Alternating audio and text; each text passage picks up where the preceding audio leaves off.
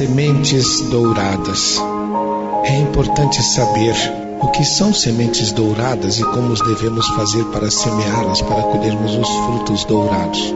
Para isto, nós precisamos saber quem somos, quem são aqueles que nos cercam e qual a nossa destinação. Quem somos nós? É a primeira pergunta. Então, pensemos um pouco no que as nossas escrituras nos revelam e o significado profundo que está por trás de cada uma daquelas passagens.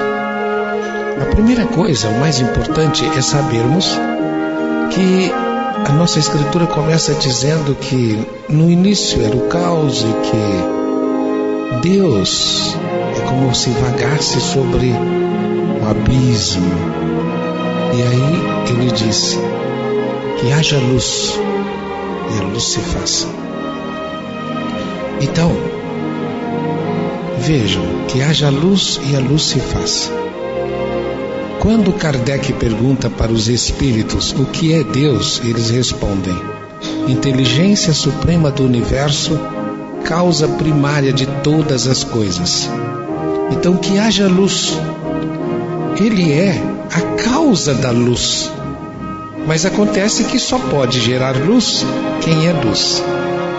Então, a luz que se fez não é a luz que nós conhecemos.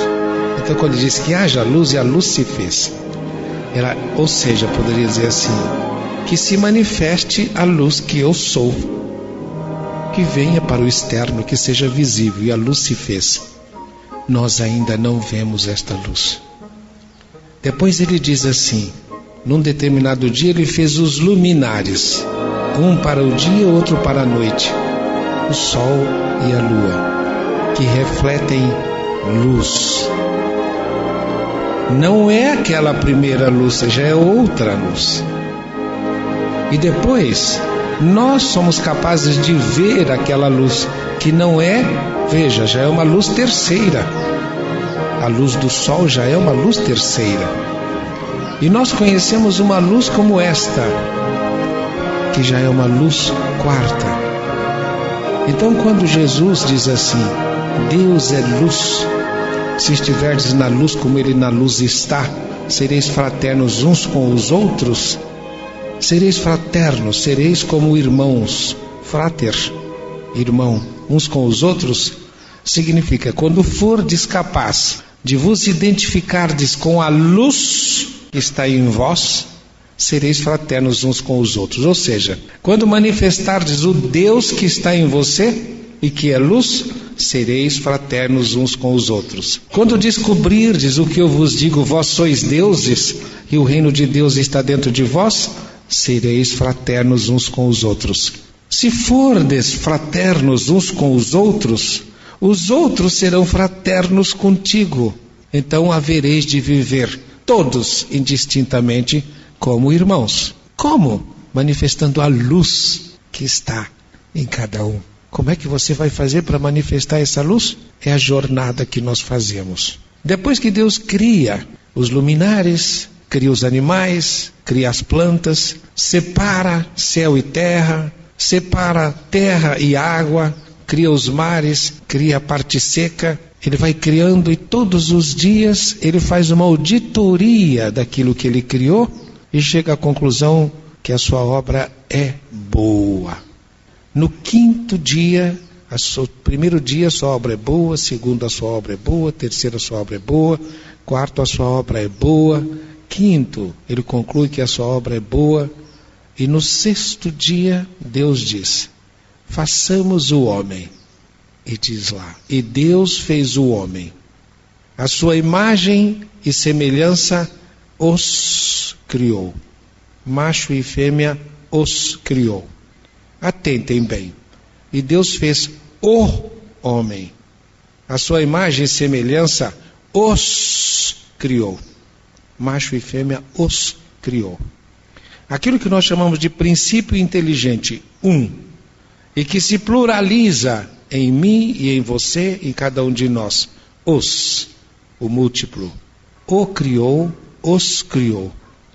A sua imagem, luz e semelhança, cuida da criação. Macho ativo e fêmea passivo, obediente, submisso.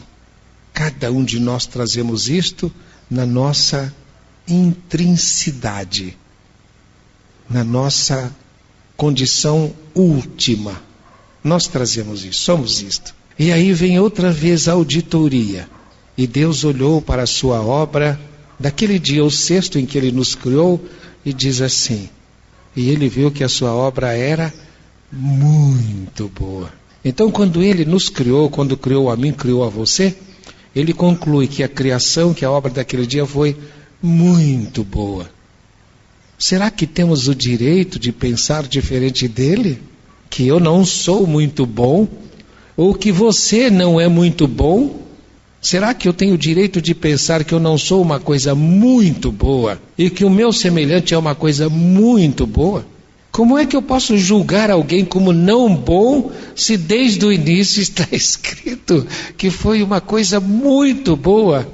Se Deus te julga, Ele vai dizer, você é uma coisa muito boa. Isto é um aprendizado que nós temos que fazer, de que o nosso semelhante é uma coisa muito boa.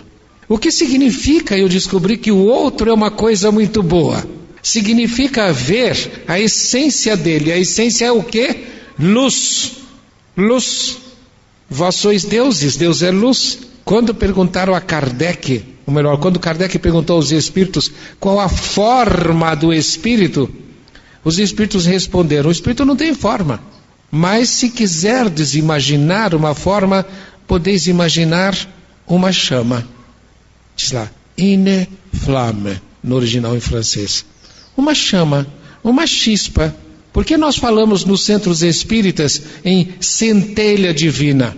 Centelha é aquilo que cintila, é uma faísca, uma centelha divina.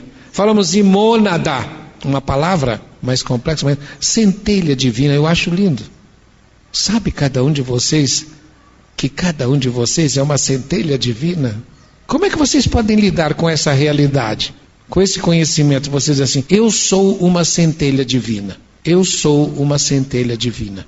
E como nós estamos aqui trabalhando sementes douradas para produzirmos frutos dourados, uma das coisas mais importantes que nós podemos fazer é conscientizar através da palavra. E nós já falamos da força da palavra.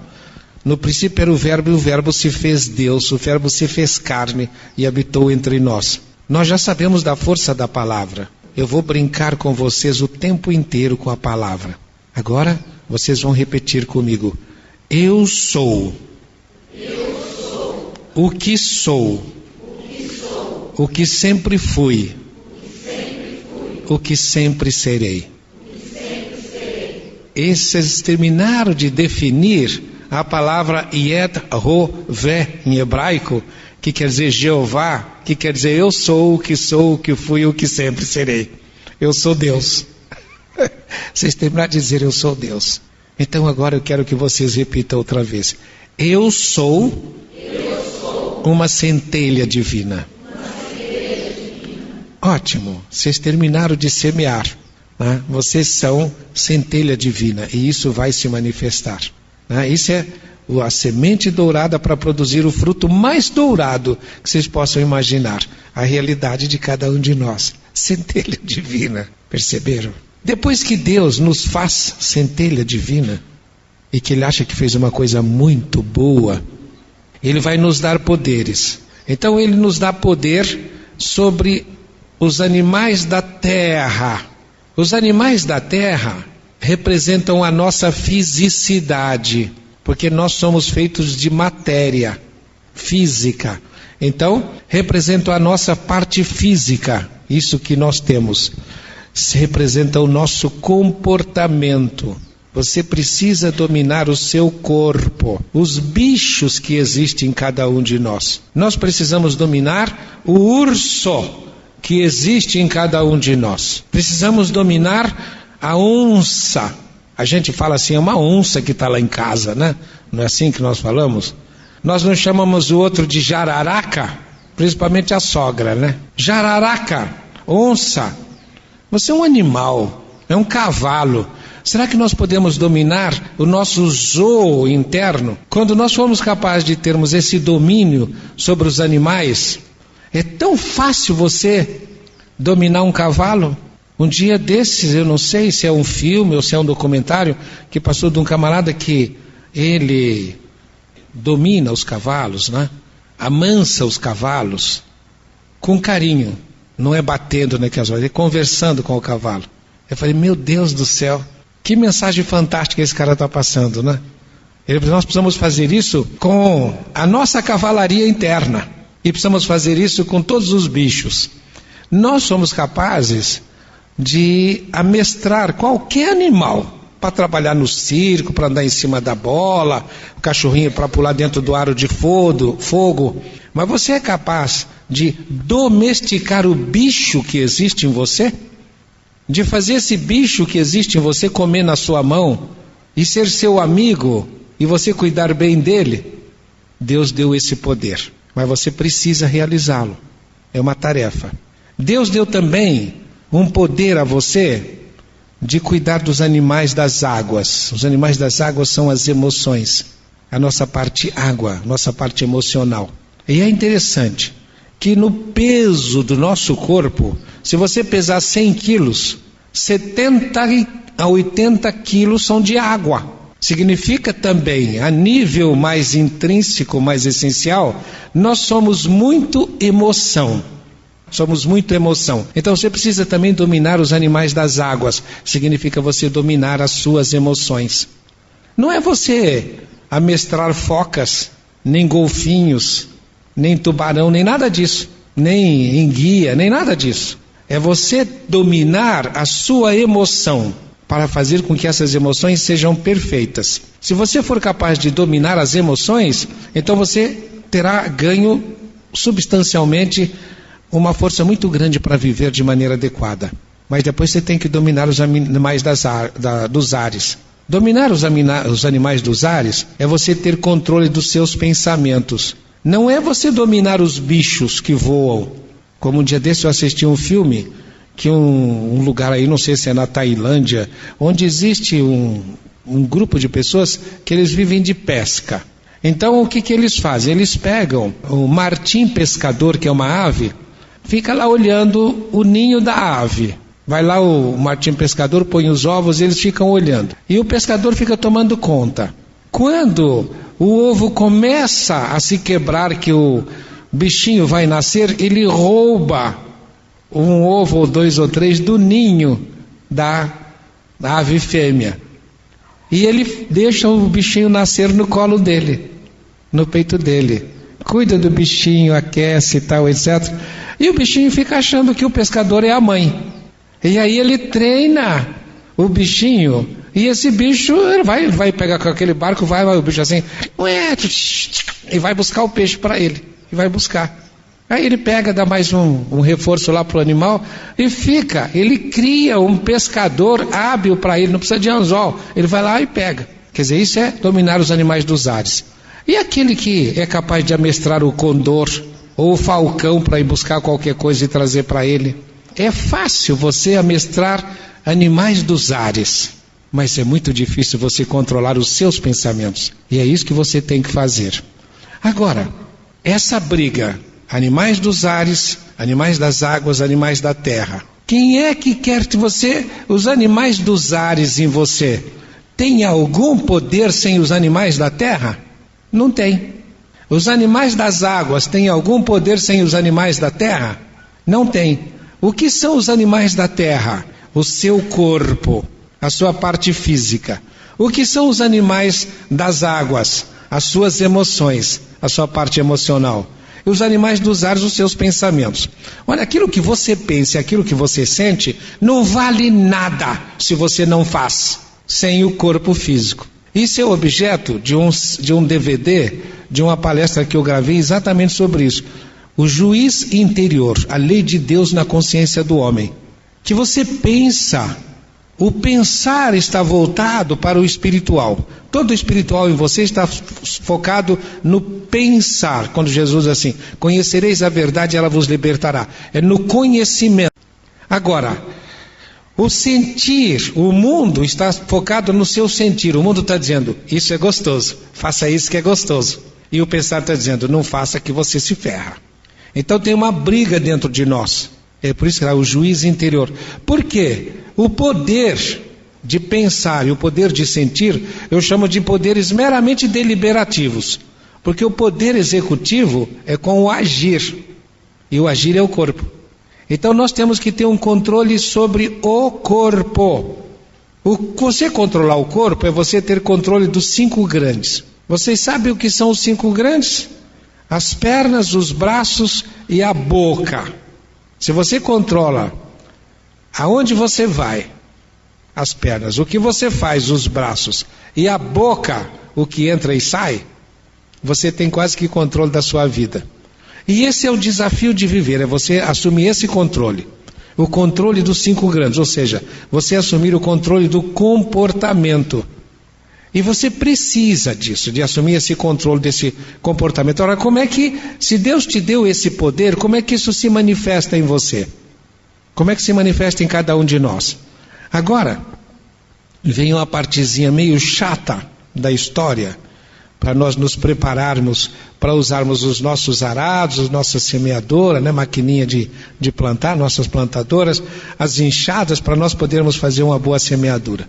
Para isso nós precisamos saber de algumas coisas. Queria que vocês imaginassem uma pedra aqui na minha mão. Eu posso atirar essa pedra em vocês. A pedra pode se atirar em vocês? Não. Por quê? A pedra não tem desejo, não tem intenção, não pode ter intenção, ela não tem energia e a pedra não tem vida. Isto seria cada um de nós se fôssemos apenas a parte física. Então vocês vejam que interessante. A parte física sem vida não vale nada. É como se fosse uma pedra. Mas, imagine agora uma plantinha aqui. Uma flor, uma roseira. A roseira poderia tirar a pedra em vocês? Não. A roseira tem vida. Mas ela não tem intenção. E nem tem emoção para desejar atirar uma pedra em vocês. Mas ela já tem vida, como nós temos. Então nós temos um corpo de pedra e temos também um corpo de planta. O corpo de pedra é só o físico, o corpo de planta é o energético. Em nós é chamado de corpo físico e o duplo etérico, que é o corpo da energia. Que uma pedra tem só o físico, uma planta tem o físico e o energético. Agora, imagine agora a minha gatinha aqui do lado. Ela poderia jogar a pedra em vocês? Não, não joga. Por quê? Porque ela não tem intenção. Ela tem vida. Ou melhor, ela tem como a pedra a existência. Tem vida como a planta. Tem desejo como um animal. Mas não pode ter intenção. Porque ela não pensa, então ela não pode pensar. Se eu pegar e fizer assim, a pedra vai descrever um arco e vai acertar, vou atingir o meu objetivo. Ela não tem objetivos. Ela vive segundo os instintos. A mãozinha dela é pronta para arranhar, coçar, quase assim meio escavar. A mão do animal é especializada para fazer a ação para a qual aquele animal foi criado. A nossa mão, agora imagine um homem, uma criança que é capaz de atirar uma pedra, é capaz de atirar uma pedra. Por quê? Porque tem mente, tem um corpo diferente. Da pedra, tem o da pedra, mas tem mais, tem o do vegetal, tem energia, tem vida. Tem desejos, já sai do lugar. O vegetal não sai do lugar porque não tem desejos. Se tivesse, ele seria bicho. Mas acontece que o bicho tem desejos, mas não tem mente. Então ele não pode pensar. O homem tem a mente, então ele já pensa. Aí o homem, tendo a mente, ele já pode atirar a pedra. Mas aí o homem fica numa posição muito delicada. O animal não atira a pedra. E eu acredito que se ele pudesse atirar, ele não atiraria. Agora, por que o animal não atira pedra em ninguém? E o homem é capaz de atirar? Porque o homem, ele tem uma especialidade. A mão do homem é capaz de fazer o que faz a mão de qualquer bicho. A mão do homem não é especializada para nada, mas é capaz de fazer tudo. A mão de qualquer bicho é especializada. Do macaco é para se pendurar, do gato é para arranhar também, para pegar, de um outro animal qualquer sempre tem uma especialidade. O homem ele pode fazer tudo que qualquer animal faz com as suas mãos, né? As pernas do homem também. O corpo do homem não é especializado para nada e pode se especializar para tudo. O corpo dos animais é sempre especializado, sempre um corpo especializado. Agora, que essa diferença? Aí vem uma coisa fantástica, né? Nós somos capazes de fazer tanta coisa maravilhosa. E por que é que nós fazemos pior que os animais? Os animais fazem guerra? Não. Os animais fumam? Os animais fazem balada? Os animais dirigem bordéis? Os animais se drogam? Não. Os animais não fazem nada disto. Por que os animais não fazem isto? Porque eles são dirigidos, os animais, por uma entidade que se chama de alma-grupo. Os animais não têm espírito como nós temos. Eles são dirigidos por uma entidade que é chamada de alma-grupo. E a alma-grupo dos animais, todos os gatos têm como que o mesmo espírito dirigindo, que dirige de fora e não de dentro de nenhum gato. Os cães a mesma coisa, os bois a mesma coisa, os cavalos a mesma coisa. Quer dizer, as espécies animais são dirigidas por alma-grupo, que são entidades muito superiores. Você é dirigido de dentro. Eu sou um espírito internalizado. Eu me dirijo de dentro. Quem está fora pode me ajudar, mas não me dirigir. É o que a gente chama de anjo da guarda, ou mentor, que é alguém que é igual a mim e que está de fora e que pode me ajudar. Acontece que de fora de mim pode existir outro que não queira me ajudar, porque não tem o desenvolvimento e quer que eu satisfaça os desejos dele, quer me pôr em função dos desejos dele, que são os obsessores. Então, veja, você, o seu mentor e os seus obsessores são seres humanos. Você tem que se dirigir de dentro. O mentor te ajuda se você vai na direção das metas divinas. O obsessor te ajuda se você vai contra as metas divinas. Agora, o vegetal, ou melhor, o animal. O animal, ele é dirigido por essa entidade que é muito mais elevada que um anjo da guarda. Então tem a categoria de arcanjo. É chamado de arcanjo. A alma-grupo dos animais tem a categoria de arcanjo. Um arcanjo é superior a um anjo. Vocês podem imaginar a sabedoria de um arcanjo? Aí você não vê animal fazendo assalto, nem fundando PCC nenhum, né, animal, nem fazendo boca de fumo, nem se drogando. Em compensação, eles não fazem hospitais, eles não têm filosofia, eles não têm história, eles não têm sociologia, eles não têm ciência. O homem tem.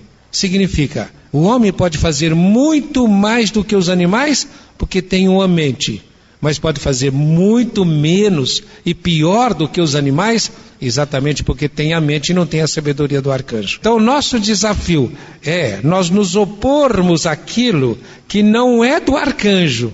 Você está destinado a ser arcanjo. É nós nos opormos àquilo que não é do arcanjo, não é do anjo, e fazermos só o que é do anjo e do arcanjo.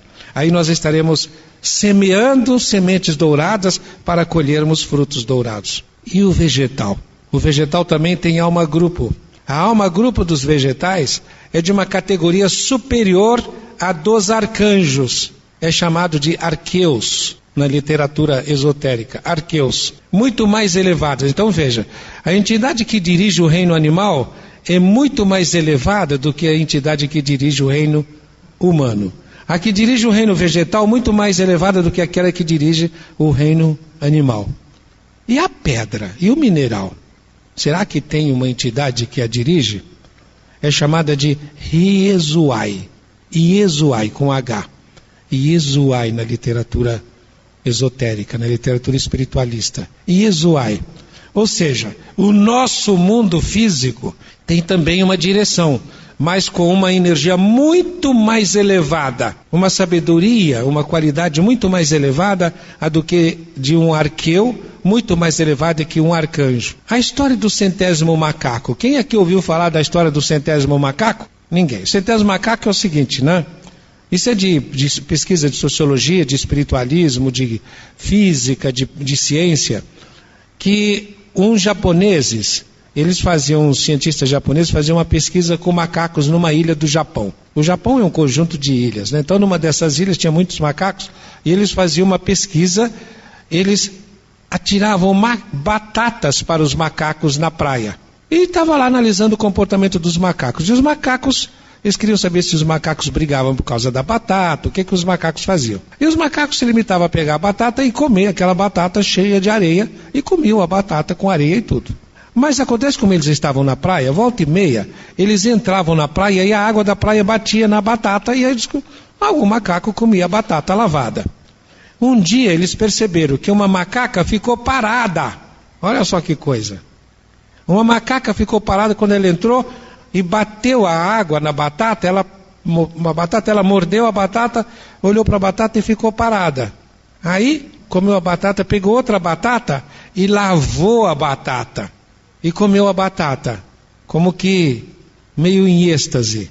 Aí eles perceberam que todos os macacos começaram a lavar a batata. Então tem muitas teorias sobre essa questão do centésimo macaco. Tudo de ponto de vista científico. Eles falam, mas é isso, inconsciente isso, mas o arcaico, mas é isso, a comunicação celular, a comunicação... Cada teoria que é de arrepiar.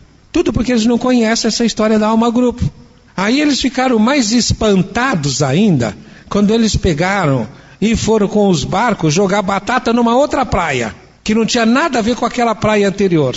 Eles jogaram as batatas lá, os macacos pegaram as batatas e foram lavar as batatas para comer. Veja, mas como é que passou de lá para cá? Como é que passou do macaco para o outro, como é que passou de lá para cá? Essas entidades, se vocês pegam 2 livros espíritas, um deles é A Caminho da Luz, e fala, o Emmanuel conta como é que foi o processo de evolução aqui. O outro é Evolução em 2 Mundos, e que o André Luiz fala dessas experiências que os espíritos fazem com os seres humanos. Como é que foram com as experiências também que foram fazendo de espécie a espécie animal. Como é que o plano espiritual está cuidando de tudo isso. Então, imaginem agora, não é? Você tem, o reino mineral é Deus que conduz. Está lá uma onda, a gente chama de onda de vida evoluindo, mas Deus está no reino mineral. Uma onda de vida no reino vegetal. Uma onda de vida no reino humano. Reinos divinos, divinos, divinos, divinos. Mas nós só precisamos da matéria nesses primeiros reinos. Depois nós vamos evoluir no plano espiritual. Nós não somos daqui. É uma coisa que todos nós precisamos aprender. Não somos seres materiais que vivem experiências espirituais.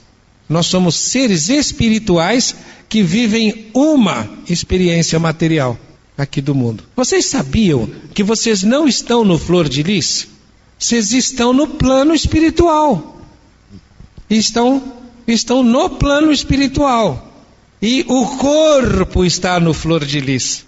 Vocês não estão limitados ao flor de lis. Algumas pessoas, inclusive, já vieram me relatar experiências que aqui chegaram, nós estamos há tão pouco tempo aqui, já passaram por experiências. Eu me senti assim, me senti assado, isso e aquilo. É porque você não está aqui só o corpo. Espiritualmente você está ligado ao seu pai, sua mãe, outras pessoas, tal, ao universo inteiro. Você não é um ser material, você é um ser espiritual. E nós estamos como que sonhando que somos matéria. E sonhamos que isso aqui é o real. O nosso real é o espiritual. O Paramhansa Yogananda, ele tem uma frase em que ele diz, uma passagem no livro dele que ele diz assim: os cientistas e os materialistas dizem que os religiosos são crédulos. Os religiosos espiritualistas são crédulos, porque acreditam no que não existe. Que pena! Eles são tão crédulos. Esses cientistas e esses materialistas, eles são tão crédulos que são capazes de acreditar eles no que não existe. Porque eles acreditam na matéria. O que é real? O que é real é o espírito. É aquilo para onde nós vamos. É o que vocês vão verificar que Jesus está sempre dizendo. Cuidado com o que é real e com o que é irreal. Ajuntai para vós tesouros nos céus, Nos céus a coisa é real e é imperecível. Ladrão não rouba, ferrugem não consome, nem a traça rói. Na terra tudo isso desaparece. Paulo de Tarso: semeie. Tudo aquilo que semear, isto mesmo havereis de colher. Se você semear na matéria, na carne, colhereis corrupção, morte. Se semeares no Espírito, colhereis vida eterna. Então, onde é que nós vamos fazer a semeadura das nossas sementes? Na matéria ou no Espírito? Como é que você vai fazer para colher frutos dourados? Você vai semear na matéria para colher frutos dourados? Só no Espírito.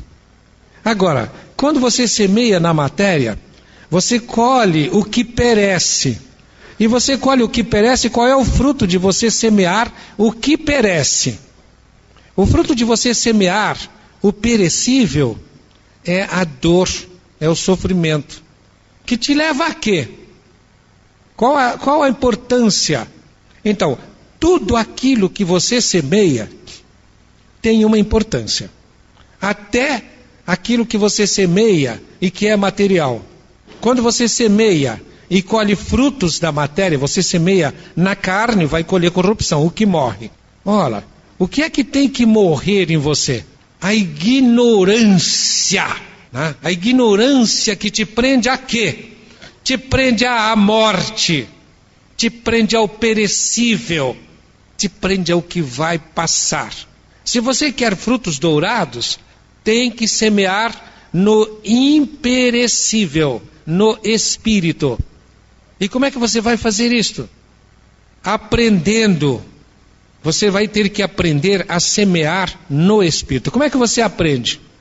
Semeando na matéria, semeando na carne, colhendo sofrimento. E como é que você colhe esse sofrimento? Quando você semeia na carne, você se afasta de Deus. Deus quer que você esteja com Ele.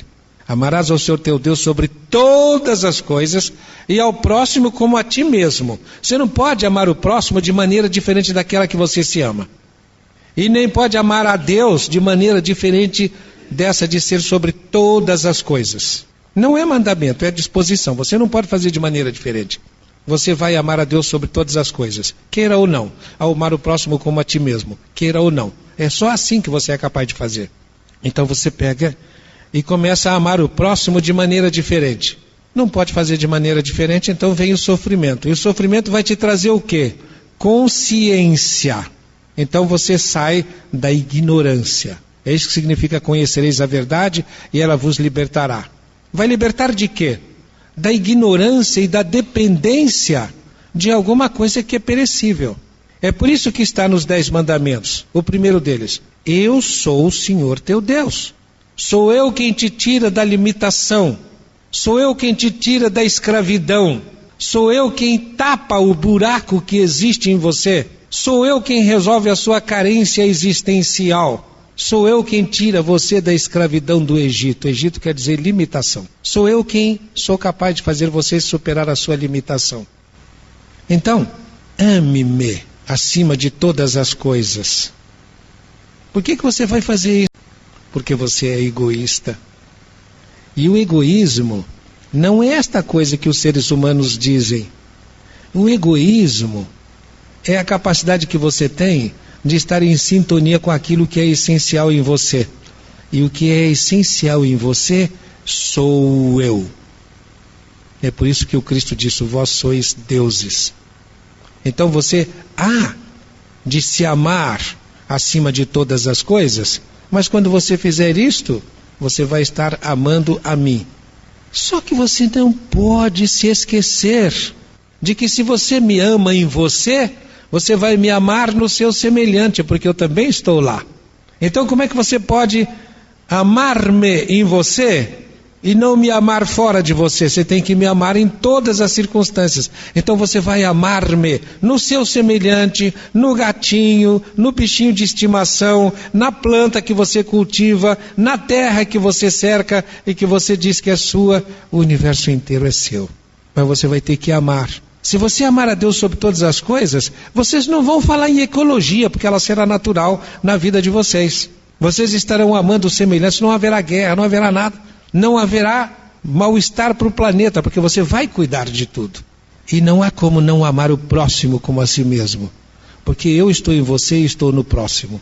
Cresçamos e vamos amar os nossos semelhantes da mesma maneira que nós nos amamos. Como é que eu faço isso? Eu faço treinando. Afinal, você está em tudo, eu treino. Eu não suporto os meus semelhantes, Pai, por misericórdia, me dá um tempo que eu não aguento gente. Não existe coisa pior que você fez no universo do que o meu semelhante. Eu não aguento, eles são chatos. Eu quero te amar, quero essa felicidade, mas para mim é muito difícil aguentar o outro. Então deixa eu viver sozinho. Eu quero viver sozinho. Mas como é que você vai viver sozinho, meu filho? Eu dou um jeito. Entro numa felicidade que você nem imagina, viu? Longe dos meus outros filhos, deixa pra lá, me isolo. Vou viver nesses mundos maravilhosos que você criou. Tá bom, meu filho, você quer brincar disso? Essa criança é tão engraçadinha. Como ele quer brincar de ser sozinho. Tá bom, então deixa. Tá bom, filho. Nossa, que chato, ficou mais chato ainda, senhor. Olha, eu preciso de uma dose maior. Voltei. Ficou pra lá. Tá gostoso, filho? Tá. Você vai ver quando passar isso aí. Eu vou estar daqui olhando. Ainda bem que você é eterno, você está nessa fantasia aí, né? Nossa, ficou pior ainda. Nossa, senhor, o que eu faço agora? Está terrível, não aguento ficar. Olha só como é que eu estou. Não se preocupe. Aqueles de quem você fugiu vão cuidar de você. Vão cuidar de mim como? Eles vão colocar você numa clínica. Vão te levar lá para a clínica. Clínica, o que é isso? É um lugar onde você, criança rebelde, vai ficar preso e você não vai poder fazer essas coisas que você faz. Então, você vai ficar lá. Mas eu não gosto dessa gente. Eu sei, mas a sua salvação está neles. Está em você se relacionar com o outro. Então você vai para lá. Nossa, que coisa chata. E agora me deram essa injeção, me deram essas coisas. Eu tenho que ficar aqui, não consigo sair, não consigo ligar para ninguém. E aquele negócio, não consigo mais conseguir a minha felicidade. Você está conseguindo a sua felicidade. Eu te ponho no caminho. E agora, o que eu vou fazer? Eu já passei pela desintoxicação. Agora você vai sair daí, vai conversar com o pessoal do grupo que passou pelo mesmo problema. E agora você vai fazer aquilo que você fugia de fazer. Vai conversar com gente, porque você vai ter que aprender a amar o próximo como a si mesmo. Eu vou ter que amar o próximo como a mim mesmo? Nossa, agora já fiz. Já aprendi a conviver com essas pessoas. E agora, o que eu faço? Eu sempre uso os meus filhos da maneira mais eficaz possível. O que é que você sabe fazer com proficiência? Você sabe, por exemplo, o que é ser drogado. Você sabe o que é se desdrogar. Você sabe o que é caminhar da indiferença para com o semelhante, de fugir do semelhante para ir para o semelhante. Eu quero que você dê o último passo agora. Vai amar o próximo como a ti mesmo. Vai cuidar de outros drogaditos. Agora você vai fazer o que eu estou fazendo. Senhor, que alegria poder. Olha, esse grupo inteiro aqui me aplaudindo. Agora porque eu estou ajudando a eles. Filho, não se esqueça que brilha a vossa luz. Que bom, eu estou brilhando aí em você. Mas para que os homens vejam as vossas boas obras, o que você é capaz de fazer. E eles batam palmas, eles agradeçam e aplaudam. Não a você, mas a mim, que estou no céu. Não num céu, no outro lugar, mas estou no céu aí dentro de você. Está vendo o céu dentro de você? Entra no gozo do teu Senhor. O gozo do teu Senhor é aí dentro de você. Que delícia você poder ficar assim, você caminhar desta forma. Aí você está plantando sementes douradas para criar frutos dourados. Senhor, mas doeu tanto. Agora você conheceu a verdade, ela vai te libertar. Você não vai mais precisar passar por isso. Ajude os outros, ajude. Agora o outro passo é você ir exatamente na direção do seu semelhante. Não foi isso que o Cristo ensinou? Ama o Deus sobre todas as coisas e o próximo como a ti mesmo? Que beleza que você vai fazer isso. Senhor, mas e a minha prima? A sua prima, eu estou cuidando dela. A minha prima também não aguenta gente, só que ela não se drogou. Não fez o mesmo caminho que eu. Eu sei, filho. É aquela lá, sua prima, que tem aqueles 27 gatos em casa e aqueles 14 cachorros. É aquela mesma, Senhor. Ela não suporta a gente, mas ela adora bicho. Não se preocupe, ela está semeando também. Afinal de contas, eu estou na onda de vida que são os bichos. Eu estou evoluindo lá também. E quando ela ama os bichos, ela está me amando. Ainda não é capaz de amar-me diferenciado no semelhante. Mas ela me ama como bicho. Afinal de contas, o bicho não dá tanta frustração quanto o ser humano. Mas ela está fazendo exercício, filho. Ela também está me amando. Porque eu também estou nos bichos. Ai, Senhor, e aquela prima? Que prima? Antônia? Ah, sei, a Antônia. Ai, Antônia é uma graça. Eu adoro a Antônia. Porque ela cuida tão bem das rosas, ela cuida tão bem das orquídeas, ela cuida tão bem das petúnias. A casa dela é um jardim. Eu estou sempre lá com ela. Ela também me ama, porque eu estou nas flores, eu estou nos vegetais. E ela ainda não é capaz de aguentar. Olha, se a outra prima não é capaz, a sua irmã não é capaz de aguentar o que gente faz e ela se dá bem com gato e cachorro, ela já andou. Porque gato faz barulho, mia, cachorro late, faz cocô, faz xixi, bagunça para aqui e para lá, e ela cuida deles com muito carinho. A outra não suporta isto, então ela está lá cheia de flores, a casa dela é um jardim. Mas olha, pior do que ela é a outra prima sua. Quem? Antonieta? É Antonieta, filho. Mas Antonieta também está me amando.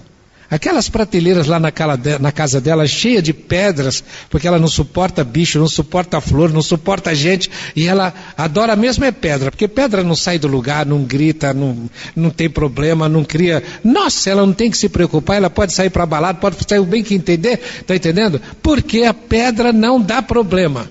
E de vez em quando ela vai lá, ela já está exercitando, que ela dá uma olhada, pega um paninho, vai lá e começa a limpar cada pedra, né, tirar o pó. Também ela está me amando, ela está exercitando o amor.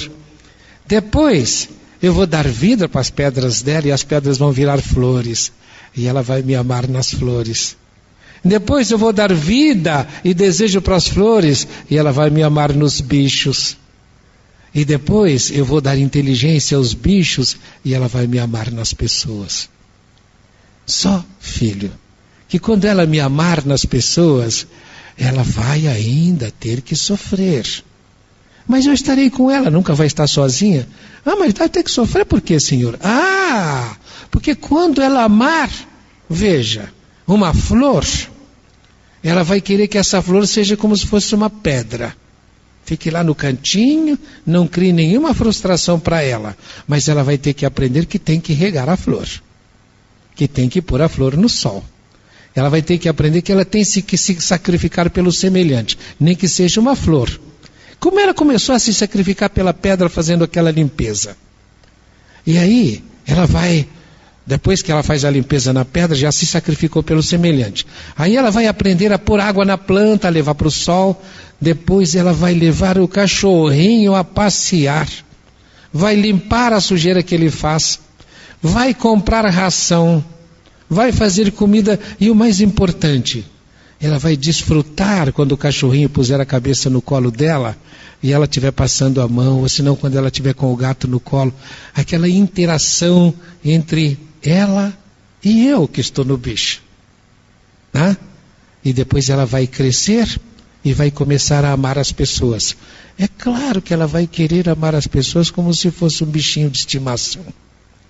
E esse bichinho de estimação não pode pular o muro, não pode ir para o quintal do vizinho, não pode deixar de jeito nenhum. Então o filho cria essas paixões doidas de um ser humano por outro ser humano. Mas aí é quando estão mais perto de mim.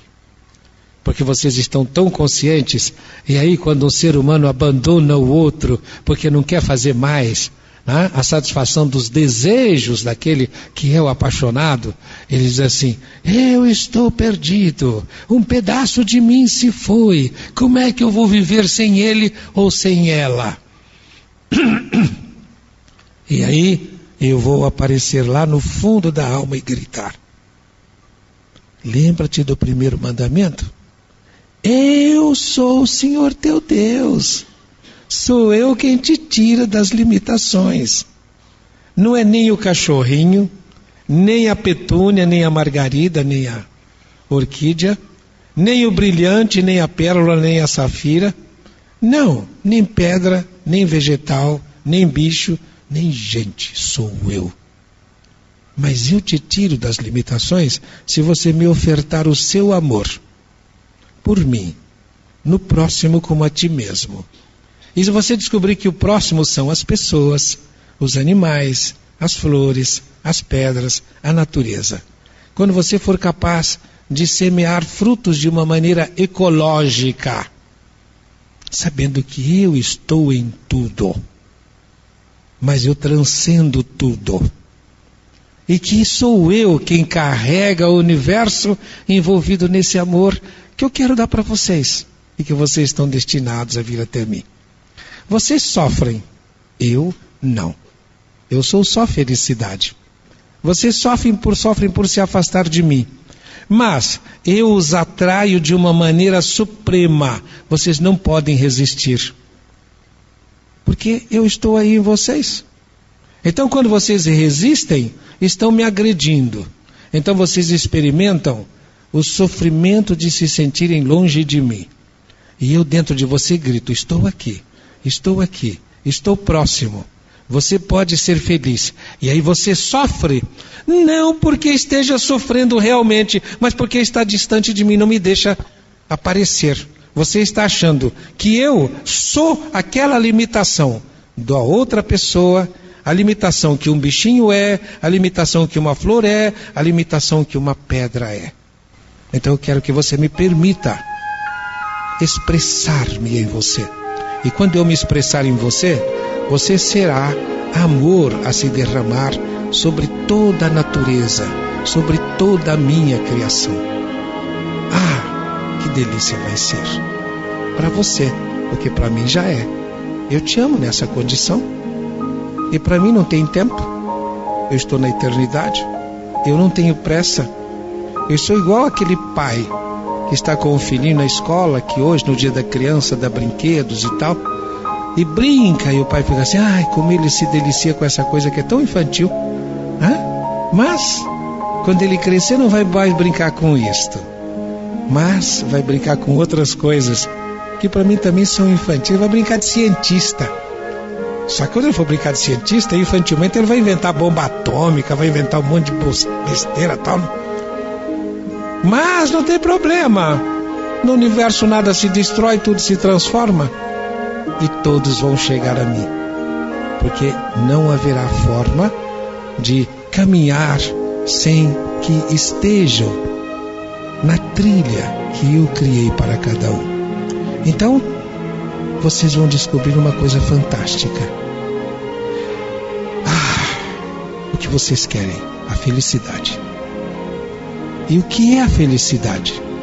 É essa ligação, a semelhança. Imagem, vocês são luzes. A semelhança, vocês são cuidadores da criação. Macho, são capazes de agir. Fêmeas são capazes de criar. Então vocês são ativos e criativos. Para isto, vocês só podem fazer se estiverem subordinados a mim. Homens e mulheres precisam manifestar o feminino, que é a submissão a mim. A submissão a mim. Não podeis servir a dois senhores. Ou se serve a mim ou ao mundo. Se vocês escolherem servir o mundo, vão dar com os burros na água. E eu vou ficar rindo e esperando. Rindo e esperando, porque vocês vão chegar a mim. Quando descobrirem, falar assim, ai filhinho, aprendeu que não deve pôr o dedo na tomada? Hein, querido, que bom que você voltou. Até que vocês estejam caminhando comigo pelo bosque da existência, da eternidade, dos mundos, das muitas moradas que eu construí nesse jardim do Éden que é o universo. E que felicidade vai ser para todos nós e para todos vocês.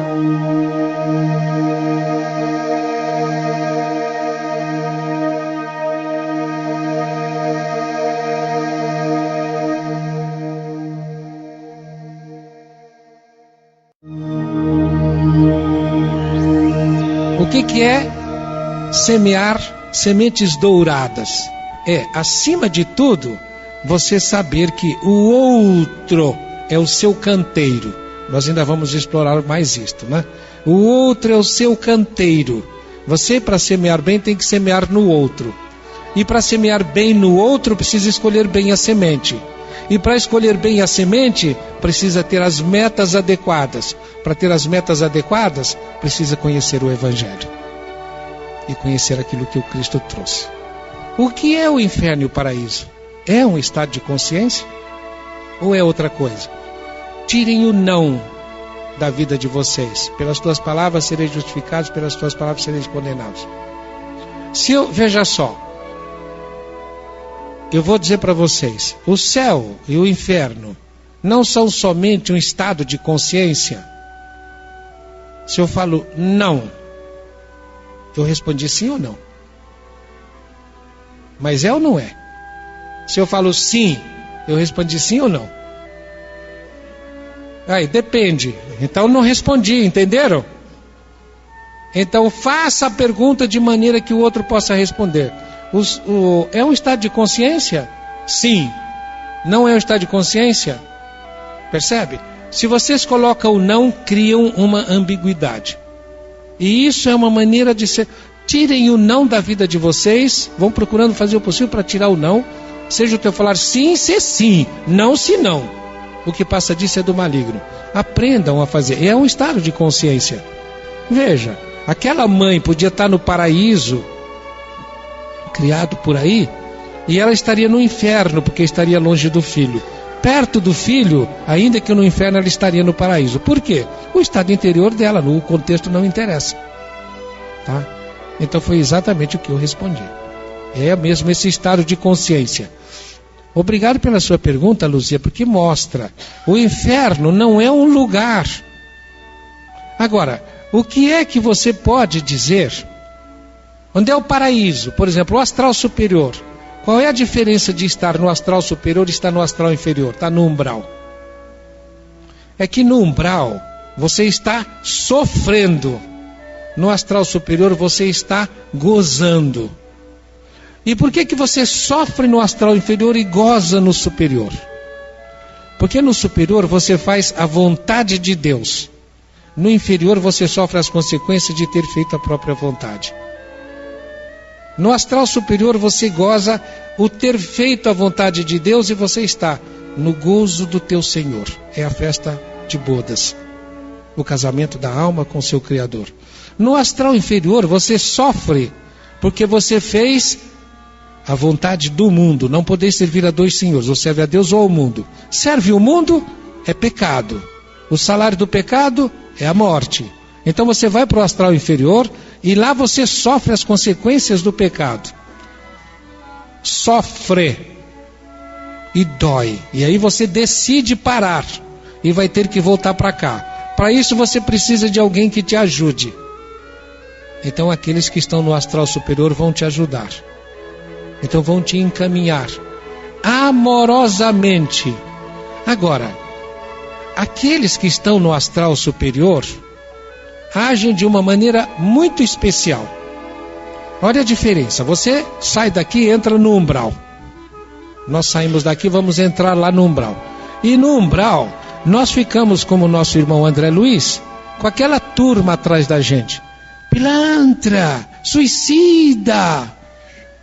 Aí, machão, você é o tal. Aí, gostosona, você não dava conta de todo mundo? E agora, o que você faz?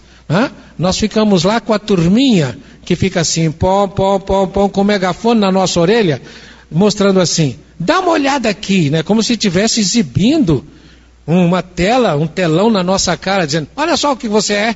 Olha só o que você é. Você pensa que você ia esconder? Você entende agora aquela frase de Cristo que dizia, né? Nada há oculto que não venha a ser sabido. Tudo que está escondido é para ser revelado. Dá para você agora. Esconde agora. Está vendo como todo mundo sabia, tal, né? E você fica cada vez mais humilhado. Quem se exaltar será humilhado. Quem se fizer humilde será exaltado. Até que você resolve se fazer humilde. Ai, Senhor, me ajuda. Aí você fica humilde. Aí vai ajudar. Como aconteceu com o André Luiz, depois de 8 anos, aí ele ficou humilde, né? Ele diz lá, quando não havia mais em mim o que sofrer, caído no chão da estrada, qual criança abandonada, com a boca grudada ao solo, sugando ainda que uma gota para aplacar a sede inclemente, elevei a minha mente ao autor da vida. Chorei, lágrimas correram-me dos olhos, deixando cair como que escamas. Só faltou ele falar, qual Paulo de Tarso na entrada de Damasco, né? Chorei. Aí os meus olhos se desanuviaram e vi ao meu lado a augusta figura, que era o Clarencio, a quem me dirigi. Irmão, quem sois? Eu sou Clarencio, teu irmão. Estou aqui para te ajudar. Por que não fizeste isto antes? Ah, eu fiz sempre. Há tanto tempo eu estou assim, e eu estava sempre do teu lado, mas você não me via. E por que não via? Por causa da arrogância. Então quem é que está no umbral e no astral inferior? Aquele que fez a vontade própria, ou se não serviu ao mundo. Você servir ao mundo, você não está servindo Deus. Então se candidata aí para lá. Quem está no astral superior pergunta, Senhor, o que queres que eu faça? Eu falo que é a harmonia do masculino e do feminino. O masculino é a ação, o feminino é a submissão. Senhor, o que é que tu queres? Paulo, né? O que é que tu queres? É o feminino. É a sua vontade. Que eu faça? É o masculino. Maria, o símbolo do feminino. Faça-se em mim segundo a tua vontade. Eis aqui a serva do Senhor. Então ela é o símbolo do feminino. Zacarias é o símbolo do macho besta, o pai do João Batista. Como é que eu posso ser pai se eu já sou pastor? Estou para lá de Marrakech, já sou velho. Não é que vai falar que eu sou pai? Porque você é bocudo, vai calar a boca. É como se, chegou o fim do machismo no planeta. Vai começar uma nova era. Está vindo Cristo, que é o do amor, que é o feminino. Está entendendo? Essa ação de troglodita de vocês vai acabar. Israel quer dizer aquele que briga com o Senhor. E o Zacarias é bem isso. Você vai ficar mudo até que tudo isso aconteça. E o Zacarias fica mudo. Até que nasce o João Batista, e quando pergunta qual é o nome do menino, todo mundo queria pôr o nome de um parente do passado. E ele escreve lá, o nome dele é João. Se submeteu. Aí a língua dele se solta. Aí ele faz um cântico, é muito bonito, porque a língua dele se solta e ele canta um hino de louvor a Jeová. Então aí vem a submissão. Então, no astral superior, nós temos a submissão a Deus, e eu faço a vontade de Deus. Eu faço, não fico parado. Bem, aí para corrigir, você tem o que eu chamo os 3 níveis da terapia espiritual. Os 3 níveis espirituais da terapia. Em primeiro lugar, vamos falar de Kardec. Céu e o inferno. Tem lá um artigo que ele escreve, o Código Penal da Vida Futura. E ele diz, eu falo, esse Código Penal da Vida Futura é como se fosse um mini compêndio de teologia a nível espírita. Então, em primeiro lugar, tem a ação. Você semeou o que não devia. Mas, como eu disse, tudo concorre para o bem daqueles que amam o Senhor, que somos todos nós. Então, de tudo dai graças. Você semeou. Semeou por quê? Você não sabia. E você escolheu o gostoso do mundo. Eu digo, o gostoso do mundo dá ressaca. Ou aqui ou no umbral. Dá ressaca. O gostoso de Deus, você pode aumentar, que não dá ressaca, nem tem efeito colateral. Então o Kardec diz, primeiro você semeia, é a ação. Depois, na consequência, que é a lei de causa e efeito, você sofre a consequência. Quando você sofre a consequência, você faz o quê? Assimila que eu não quero mais fazer isso, eu não quero sofrer. Você foge daquilo que é aversivo. Eu não quero sofrer. Para eu não sofrer, o que eu tenho que fazer? Eu tenho que aprender a fazer o certo. Então você muda. Isso significa, aquilo que semear, disto mesmo havereis de colher. Como é que você muda? diz o Kardec. Essa primeira compreensão do que é o erro, ele chama de arrependimento. Aí você sofre porque errou, ele chama de expiação. Aí você decide fazer alguma coisa em sentido contrário, ele chama de reparação, ou ação reparadora. É a colheita. No Evangelho aparece, né? Aquilo que semeardes, tu mesmo havereis de colher. É a lei de causa e efeito. Isto é lá do passado. Depois, com o Cristo, vem um outro nível da terapia, do ressarcimento, em que ele diz assim, mas aí através de Pedro, né? O amor lava a multidão de pecados. Aí você descobre, puxa vida, aleluia, eu descobri isso. Afinal de contas, eu estou cheia de endoplasma, dessa energia que me permite fazer coisas. Então, eu vou usar essa energia com amor. Eu vou dar passes, e você dá passe todo dia, você vai e tal, etc. Eu vou cuidar de crianças na creche, você vai cuidar. Eu vou fazer isso pelo mundo, você vai fazer. Eu vou falar isso, falar aquilo, eu vou ajudar as pessoas, você faz. Você vai pondo aquela energia em benefício, e aí você vai se proporcionando uma situação muito interessante. O tal do endoplasma, que é o ectoplasma dentro de nós. Vamos admitir o seguinte, eu tenho endoplasma nível 10. Um nível de endoplasma. O endoplasma tem qualidade, que é a sua energia própria, ela tem uma qualidade. Vamos admitir que seja nível 10, o meu endoplasma. Aí eu pego, a Márcia está com um problema, eu vou lá, faço uma porção de toques terapêuticos na Márcia, doinha, acupuntura, né, põe umas agulhas, faço uma massagem, né, ponho energia, dou um passe, eu fiz sair de mim energia. Eu perdi 5 de energia. Esses 5 vão ser repostos. A energia que foi, volta, é reposta. Só que é reposta de uma maneira interessante. Ela saiu, eu só passei para ela energia nível 10. Quando aqueles 5 são repostos, os 5 vêm, mas os 5 vai ter nível 10,1. Entenderam? A energia que é reposta é superior àquela que saiu. A energia, isso é uma lei cósmica, entendeu? Isso é uma lei cósmica. Aquilo que no Evangelho, como é que isso aparece? Tudo que fizerdes aos vossos irmãos, a vós se fará. Aquilo que você dá para o outro, volta para você numa medida cheia e recalcada. Entenderam? Então, quando você dá alguma coisa para o outro, você faz, volta para você. Esta é que é o amor lava a multidão de pecados. É você se dedicar ao semelhante. Esse é o segundo nível da terapia. Eu chamo de terapia do segundo nível. O terceiro nível, Jesus, ele vem, ele coloca. Não é para o tempo dele, é para o futuro. E esse futuro é agora. É o que nós estamos vivendo. Ele diz assim, conhecereis a verdade e ela vos libertará. Então, num seminário como esse, veja quantas coisas vocês começam a saber. É claro que isso muda a vida de vocês.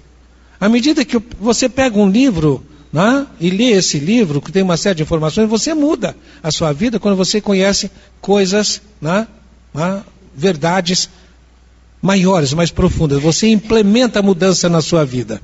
Por exemplo, um dia, aquela história que eu contei de você falar em voz alta, como é que altera o chakra laríngeo. Quantas pessoas eu já mandei fazer aquele exercício e que passam horas e horas lendo mensagens para parentes, para pessoas. Eu falo, para os inimigos é mais poderoso ainda, tá? Quando você faz para aquele que é mais difícil, é mais poderoso ainda o resultado. E as pessoas corrigem câncer de tireoide, câncer de garganta, uma porção de coisas, porque começa a pôr outra energia no chakra laríngeo. Então você olha para a pessoa, dá uma é como se tivesse um torno na sua cabeça, porque o chakra frontal da pessoa está completamente comprometido. Então a pessoa começa a mudar a cabeça, muda a estrutura do chakra frontal, muda a vida. Isso é, conhecereis a verdade, ela vos libertará. E há muitas coisas que você pode fazer com mentalizações. Estão aí nos livros agora sobre a tal da lei de atração, e que fala sobre visualização. Isso já é mais velho do que andar para frente, como se diz na gíria. Você aprender a visualizar,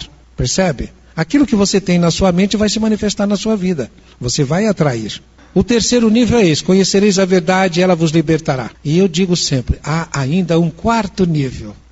Esse quarto nível, nós estamos bem longe dele ainda. Esse quarto nível está bem longe. Porque quando nós atingirmos esse quarto nível, nós seremos maravilhosos. Esse quarto nível é quando Jesus diz assim: eu vim para que tenhais vida e a tenham em abundância. Eu chamo esse quarto nível o nível da integração. É quando nós formos capazes de deixar que o Cristo viva em nós. Você entendeu quantas maneiras você pode consertar? Fala, Lucimara, até que fim, hein? Não é a mesma coisa, não é a mesma coisa. Porque quando você está desencarnada e você tem necessidade de vir para a matéria, você está com a necessidade de procurar uma de duas coisas. Uma delas, nossa, eu aprontei, e a única forma de eu conseguir consertar isso é voltar para lá e fazer em sentido contrário.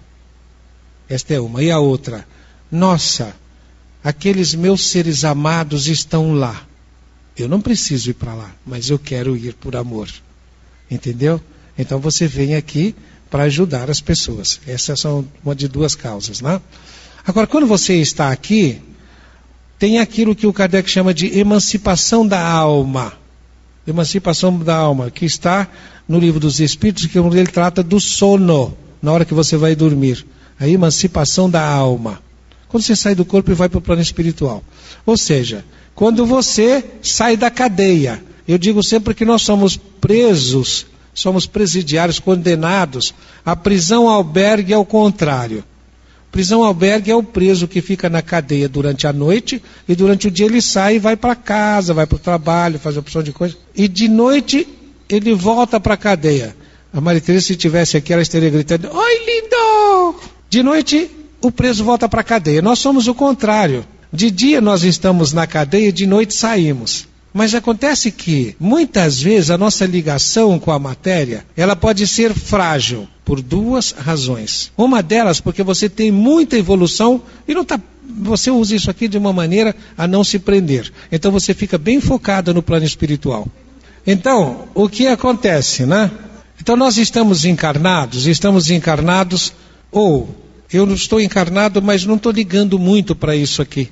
A outra condição é que eu estou encarnado, mas eu tenho uma condição mediúnica, me deixa preso na matéria, mas que me dá uma condição até mesmo como uma espécie de segurança de um guarda-reio na estrada, para que eu não fique muito materialista e muito preso na matéria. O que é que eu vou fazer? O plano espiritual me dá uma sensibilidade de tal maneira que volta e meia eu estou indo no plano espiritual. Entendeu?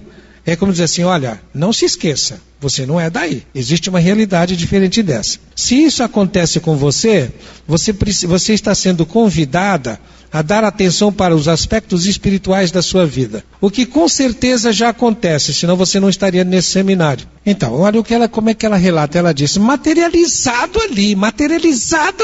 Como ela usa a palavra materializado, com certeza não estava. Mas sempre que acontece isso, são duas as possibilidades. Ou o plano espiritual usa muita energia ectoplasmática dela para fazer uma quase materialização para ela perceber, ou então sensibiliza o chakra frontal dela para ela ver como se ela estivesse no plano material.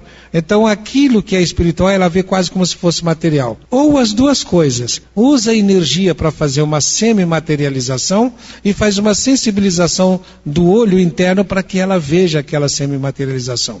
Só que para ela fica a consciência, existe como se fosse matéria, porque é o que ela é capaz de perceber. E a coisa mais importante que fica desafiada. Muitas pessoas passam por experiências como esta e dizem assim: eu não quero nem saber, eu quero esquecer isso. São cabeças duras. Ela não, ela vai procurar, ela pergunta, frequenta seminários, faz curso. Então isso já faz com que ela se direcione. No fundo, é como se fosse uma bênção para protegê-la de um passado dela, em que talvez ela tenha ficado longe dessas coisas. Como eu terminei de dizer, pode ter fornecido ectoplasma para que houvesse uma semimaterialização, uma sensibilização do olho dela, mas o importante é que, como diz Paulo, que tudo concorre para o bem. O que acontece? Ela passou por essa experiência. Se ela é uma pessoa meio incrédula do passado, não pode ser nesta, por causa da sensibilidade dela. Se a mãe for uma incrédula, através da filha, vai falar: olha, ela falou do tio dela, então isso tem que ter alguma coisa.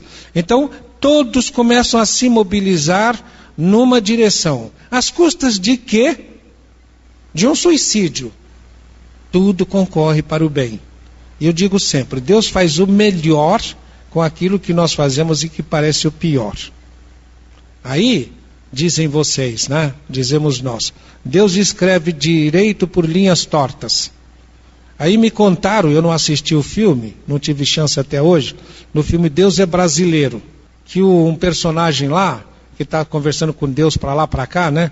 E que fala assim, por que você escreve direito por linhas tortas? E que Deus fala assim, eu não escrevo direito por linhas tortas, coisíssima nenhuma. Vocês é que são analfabetos e que não sabem ler. Está sempre escrevendo da maneira certa. Qualquer coisa que aconteça, concorre para o bem. Agora você tem que ficar, perdão. As pessoas falam, perdoar é esquecer. Eu falo, não, perdoar é lembrar. Perdoar é lembrar e não dar bola. Se você tiver que esquecer, vai criar Alzheimer. Não, você aconteceu? Tá. De tudo dai graças. O que é que eu devo aprender com isso? Obrigado, meu Deus. Nossa, tá. Obrigado, meu amigo. Vai com Deus. Tá. De tudo dai graças. Não esqueça. Lembrem-se sempre. Você tem que elaborar agora com consciência. O negócio de esquecimento do passado só vale para gente, para espírito primitivo. Se você sabe, vocês perceberam? Por que é que nós estamos vivendo uma época que tem terapia de 1000 maneiras? A própria terapia já evoluiu até para a terapia de vida passada. É porque a gente já pode saber agora. Então esse ensinamento diz, olha, não deve, porque senão não teria esquecimento do passado. Isso é do passado. Entenderam? Então por isso que está aqui, a nova família. Como é que vocês, por exemplo, eu estou com 71 anos. Compare com a Idade Média. Quantas vidas vocês acham que eu já vivi nesta? E mais o processo cultural, a possibilidade de aprender. Olha, eu nasci no filho de analfabetos no meio do mato, fui para a escola, tinha quase 10 anos de idade para ser alfabetizado. Já fiz 4 faculdades e um monte de outras coisas. Quer dizer, eu já vivi pelo menos umas 50 a 100 vidas nesta vida, daquela da Idade Média. Todos vocês estão com essa vantagem. Estarem vivendo agora. É isso? Então, o que vocês têm que ter como lema? O lema do filme Sociedade dos Poetas Mortos, lembram-se? Carpe diem. Aproveita o dia, aproveita cada momento. Então, vão deixar para quê? Vocês vão ficar brigando aqui por causa do outro que não pagou, o desaforo que o outro falou. Aproveita o dia, aproveite a vida. E vocês vão aproveitar a vida para quê? Para semear sementes douradas, para colherem frutos dourados. E qual é o desafio que vocês têm? É de estarem sempre semeando sementes negativas, que é fruto do mundo. Lembrem-se ontem, quando nós falamos, já estamos agora dentro do nosso tema, quando nós falamos que você tem um corpo físico, um etérico, um astral e um mental. E eu terminei dizendo, vocês são seres do plano espiritual e não do material. Disse antes também, que você foi criado com a possibilidade, com o poder sobre os animais da terra, das águas, dos ares, sobre o poder da palavra, da língua. Como é que você vai? E disse mais, no início tudo é um, e você tem que caminhar para o um. Então, você sai do um, diverge, diversifica-se e volta para o um. Por que nós estamos agora numa fase da nossa vida em que nós podemos acelerar o aproveitamento, vivermos muitas vidas numa só? Porque nós estamos vivendo uma época em que isto é possível. Falei ontem também dos 3 níveis de terapia e do 4, de terapia a nível espiritual, não terapia mundana, né? Material. Aquilo que semeares tu mesmo havereis de colher, primeiro. O amor lava a multidão de pecados, terceiro. A verdade liberta, segundo. A verdade que liberta, terceiro. E o 4, eu vim para que tenhais vida e a tenham em abundância, que é a integração com o Cristo. E nós estamos caminhando para lá. Por que tudo isso está acontecendo agora? Porque nós temos uma fase da nossa evolução. Como é que é essa evolução? Evolução para quê? Para você sair de um estágio de inconsciência para um estágio de plena consciência e felicidade. Como é que isso aí se manifesta na vida individual? Olhem só. Você nasce, quando você é um bebê, você é absolutamente impotente. Você precisa que cuidem de você. E Deus te faz nascer bebê, impotente. E quando você é cuidado, você se apaixona por quem cuida de você. Sempre nós nos apaixonamos por quem cuida de nós. A primeira paixão da nossa vida, qual é? Mamãe. Depois quem é? Papai, a titia da escola, não é isso? A titia do ônibus, os amiguinhos, o professor da academia, e nós vamos nos apaixonando. Eu sempre digo, né? Alguém se apaixona, por quem que a gente se apaixona mais? Por médico ou por enfermeira? Isso é fantasia da Laide. Médico não cuida da gente, médico passa a receita, médico não tem tempo para cuidar. E a função da enfermeira e do enfermeiro é cuidar, então a gente se apaixona por enfermeira. Isso, faz a visita, a enfermeira fica ali tomando conta. E espera aí, Laide, espera aí. Inclusive, você fica lá no quarto, conversando com a enfermeira como é que o médico é bacana, mas foi embora, né? Olha só. E aí, o que Deus faz? Deus faz papai e mamãe de enfermeiros. Eles cuidam, então você se apaixona. E por que é que nós temos esse gozo de cuidar de quem precisa, do impotente? Quando é criança nós cuidamos bem, não é isto? Porque nós temos o controle. Quando cresce nós começamos a perder o controle, aí começa a gerar frustração. Você evoluir, você se desenvolver significa aumentar, elevar o limiar de frustração. Quanto mais chiliquento você for, menos evoluído você é. E quanto mais balifru, né? Balifru é uma palavra minha, que tem muita gente já está conhecendo. Balifru é baixo limiar de frustração. Quanto mais baixo o limiar de frustração, mais chiliquento você é. E o desafio é elevar o limiar de frustração. Agora, meditem bem nesse elevar o limiar de frustração. Então você tem que semear condições em que o seu limiar de frustração seja cada vez mais alto. E qual é o mais alto limiar de frustração que você pode alcançar? Qual é? Hein? Não, ágape é tipo de amor. Se você alcançar esse limiar de frustração, você tem ágape. De certa maneira você está certo, né? O mais alto limiar de frustração é quando nada é capaz de frustrar você. Quem é o exemplo? Jesus Cristo. Olha aqui, essa aqui fez assim, isso não é possível, né?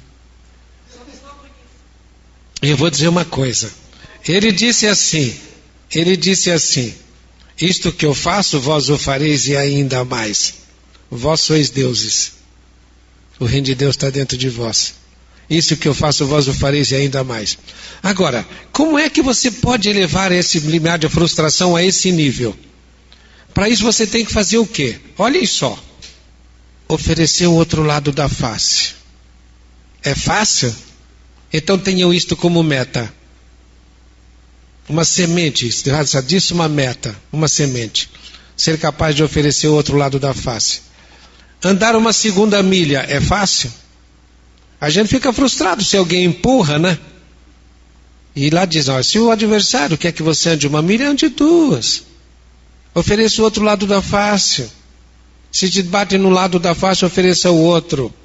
A outra coisa também, limiar de frustração. Olha a elevação do limiar, a altura desse limiar de frustração. Orai pelos vossos inimigos. Amai aqueles que vos perseguem. O que a gente faz? Se alguém pisa no seu dedão, você fica frustrado e esperneia. Para você ter esse alto limiar de frustração, o que precisa estar por trás? O que o Marcelo disse, ágape, que é amor incondicional. Mas esse amor incondicional ele só é possível se você é capaz de compreender o outro.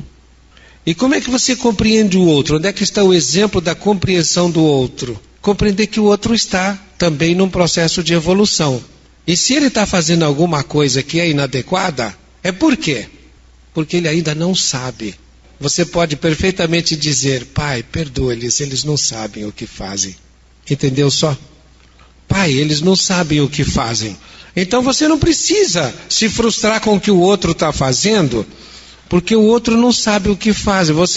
Primeiro isto, você precisa saber, o outro não está sabendo o que faz, então você não pode dar para o outro o poder dele te frustrar. Ele não sabe o que faz.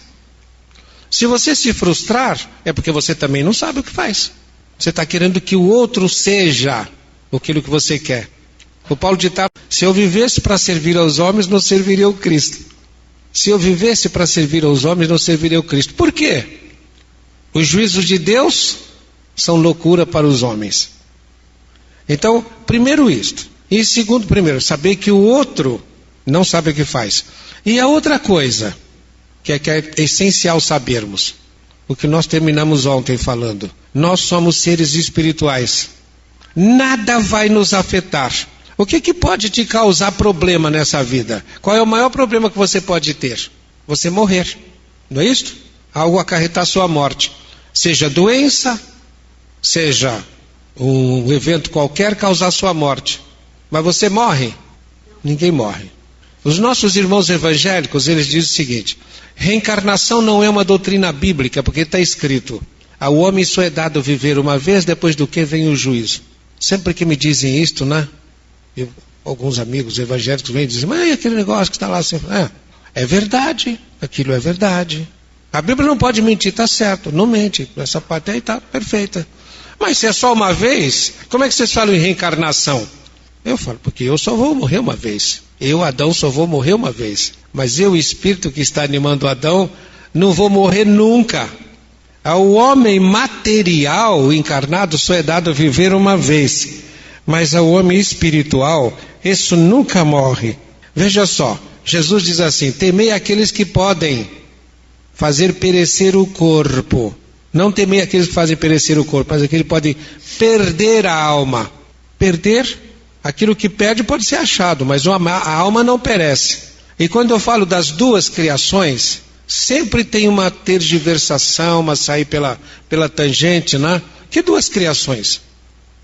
No primeiro capítulo do Gênesis está lá: e Deus criou o homem à sua imagem e semelhança. A imagem e semelhança. Deus pode morrer? Nunca. Então, a imagem e semelhança, somos eternos como Deus.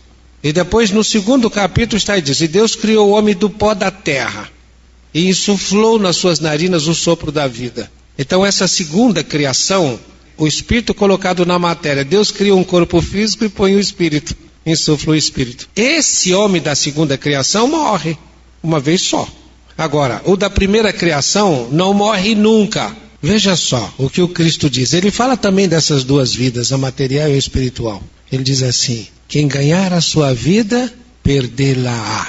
Quem der a sua vida por amor de mim, ganhá-la-á. Eu já contei essa história aqui. Eu estava vindo para cá para fazer um seminário, e o meu carro, quando eu saí dali, da Mogi Dutra, e entrei naquele desviozinho para vir para Bertioga, tinha uma areia ali, o carro derrapou, foi na parede assim do lado e fez assim na pista. E ficou com os pneus para o ar, e eu saí rastejando de dentro do carro, né, com o cotovelo esfolado. Eu vinha para cá para fazer um seminário. Tinha 3 pessoas comigo, não aconteceu nada com ninguém, mas o carro deu perda total. E o carro ficou aqui embaixo, foi guinchado para cá e ficou aí. E eu brigando com o seguro para eles virem tirar o carro daí. Até que vieram um dia, eu tinha terminado de fazer um seminário, o carro guincho foi lá, nesse guincho plataforma, pegou a carcaça do carro, pôs em cima e levou embora. E eu estava na janela da casa, lá em cima, olhando o guincho plataforma subir aquela estradinha ali. E eu comecei a rezar, falei: obrigado, meu Senhor, meu Deus, por ter tirado essa vibração daqui, por ter dado essa solução. Muito obrigado por me liberar o espaço dessa vibração pesada. Você ficar olhando para uma coisa amassada não é uma coisa boa, né? E muito obrigado, meu Deus, por ter salvo a minha vida. Aí eu ouvi dentro da minha cabeça, né? A sua vida não vale nada. Vocês podem imaginar vocês ouvirem: a vida de vocês não vale nada? A sua vida não vale nada.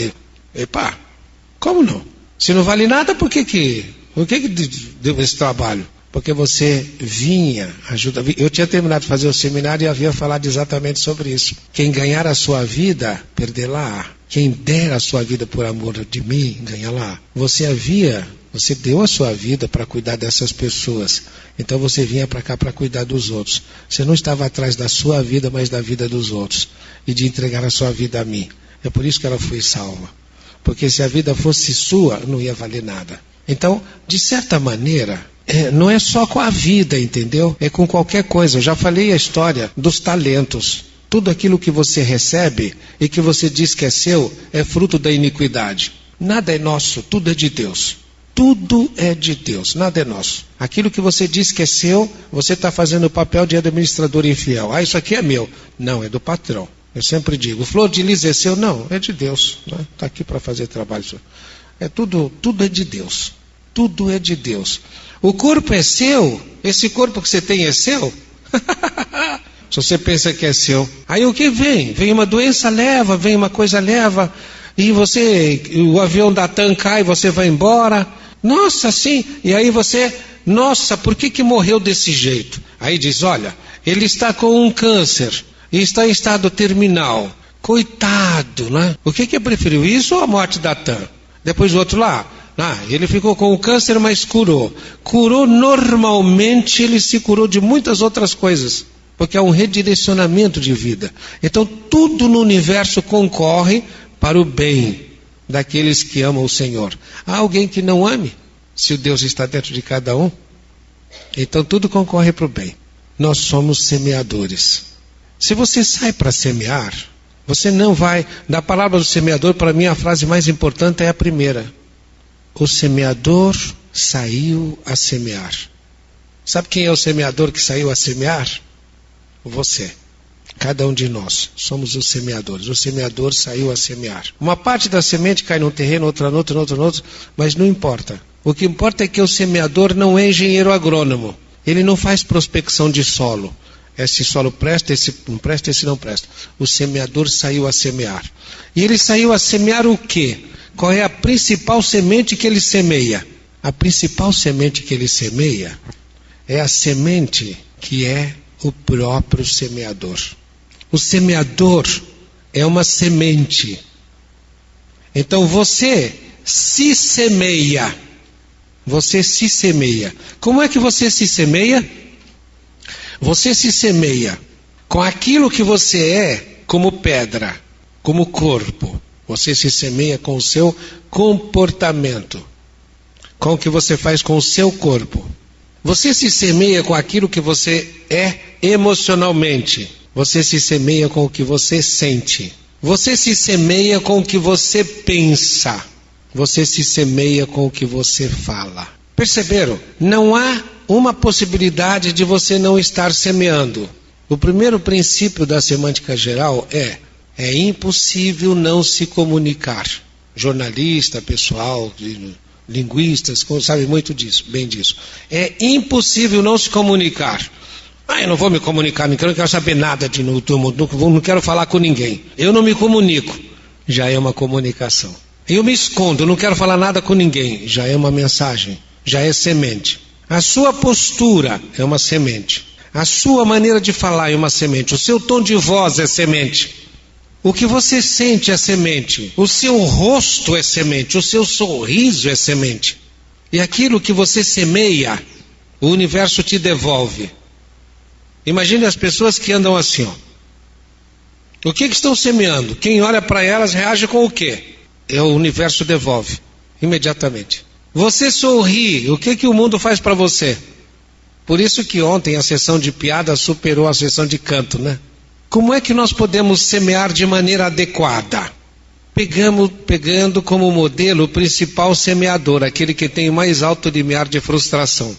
Para termos o mais alto limiar de frustração, nós teríamos que ter como metas de vida sermos como ele. Quando ele diz assim, eu sou o caminho, a verdade e a vida, ele está dizendo que ninguém vai ao céu senão por mim, ninguém vai ao Pai senão por mim.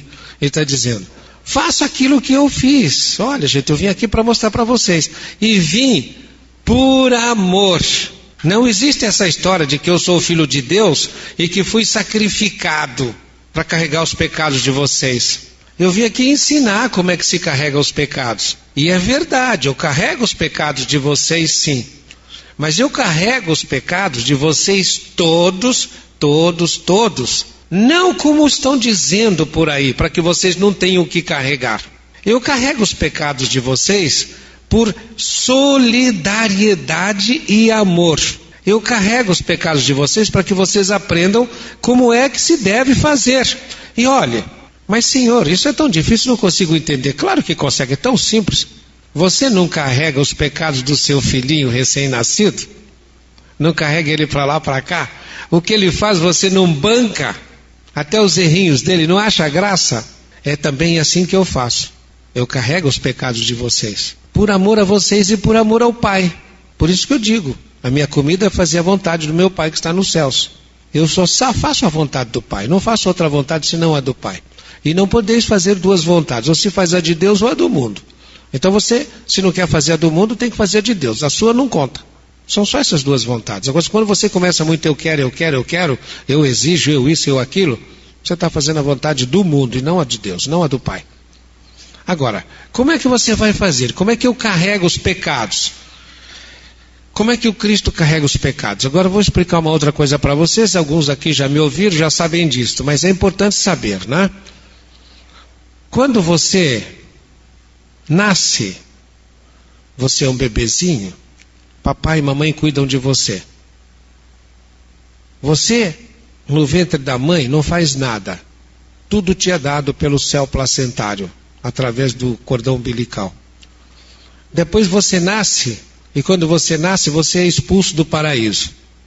Ganharás o teu pão com o suor do teu rosto e comerás e parirás os teus filhos com dor. Então você tem que fazer para sobreviver e tem que encontrar soluções, parir as soluções para os seus problemas.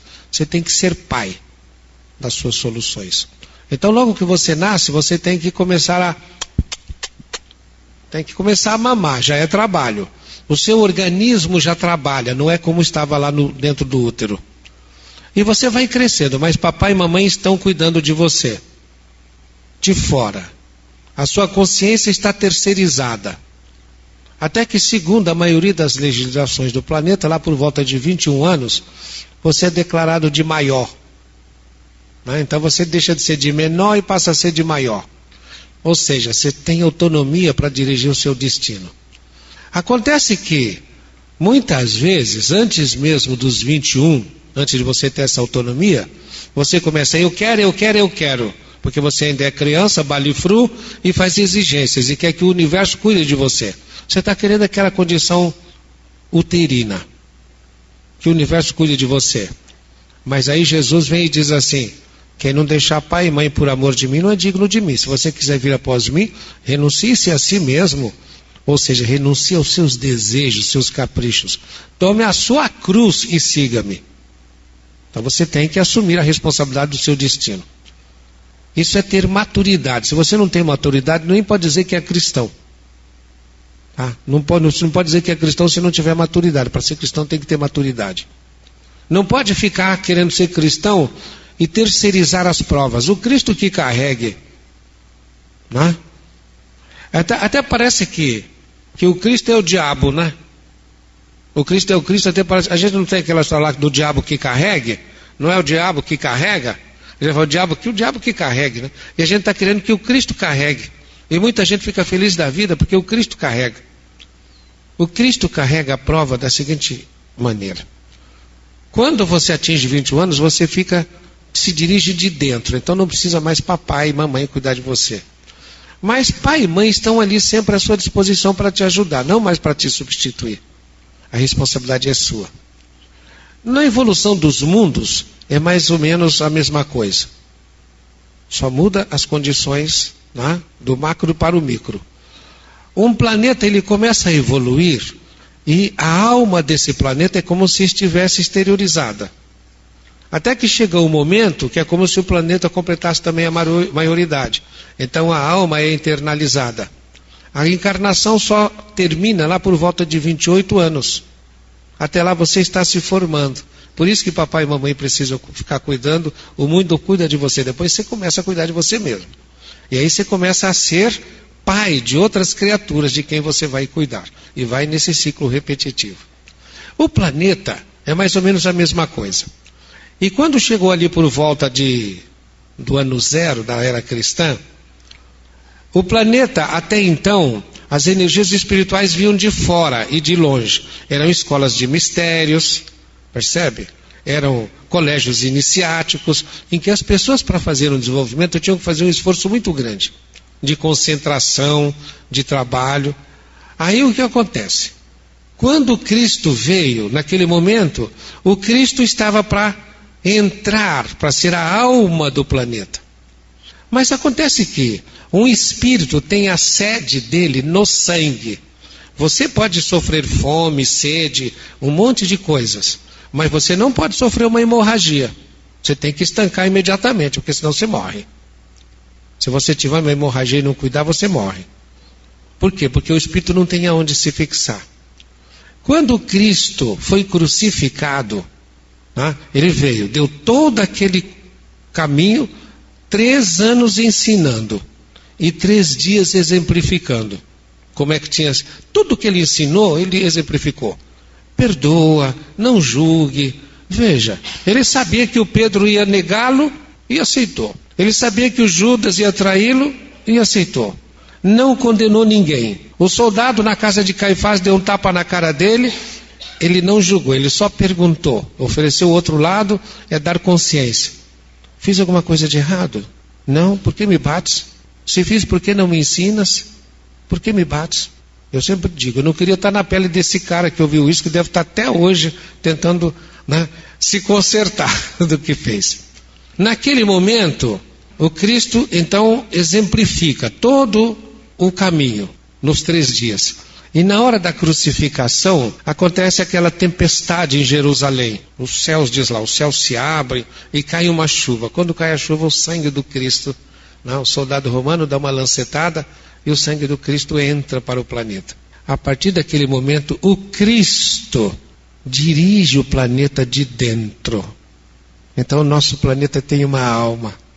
E a partir desse momento, o Paulo pode dizer, nele vivemos, nos movemos e temos o nosso ser.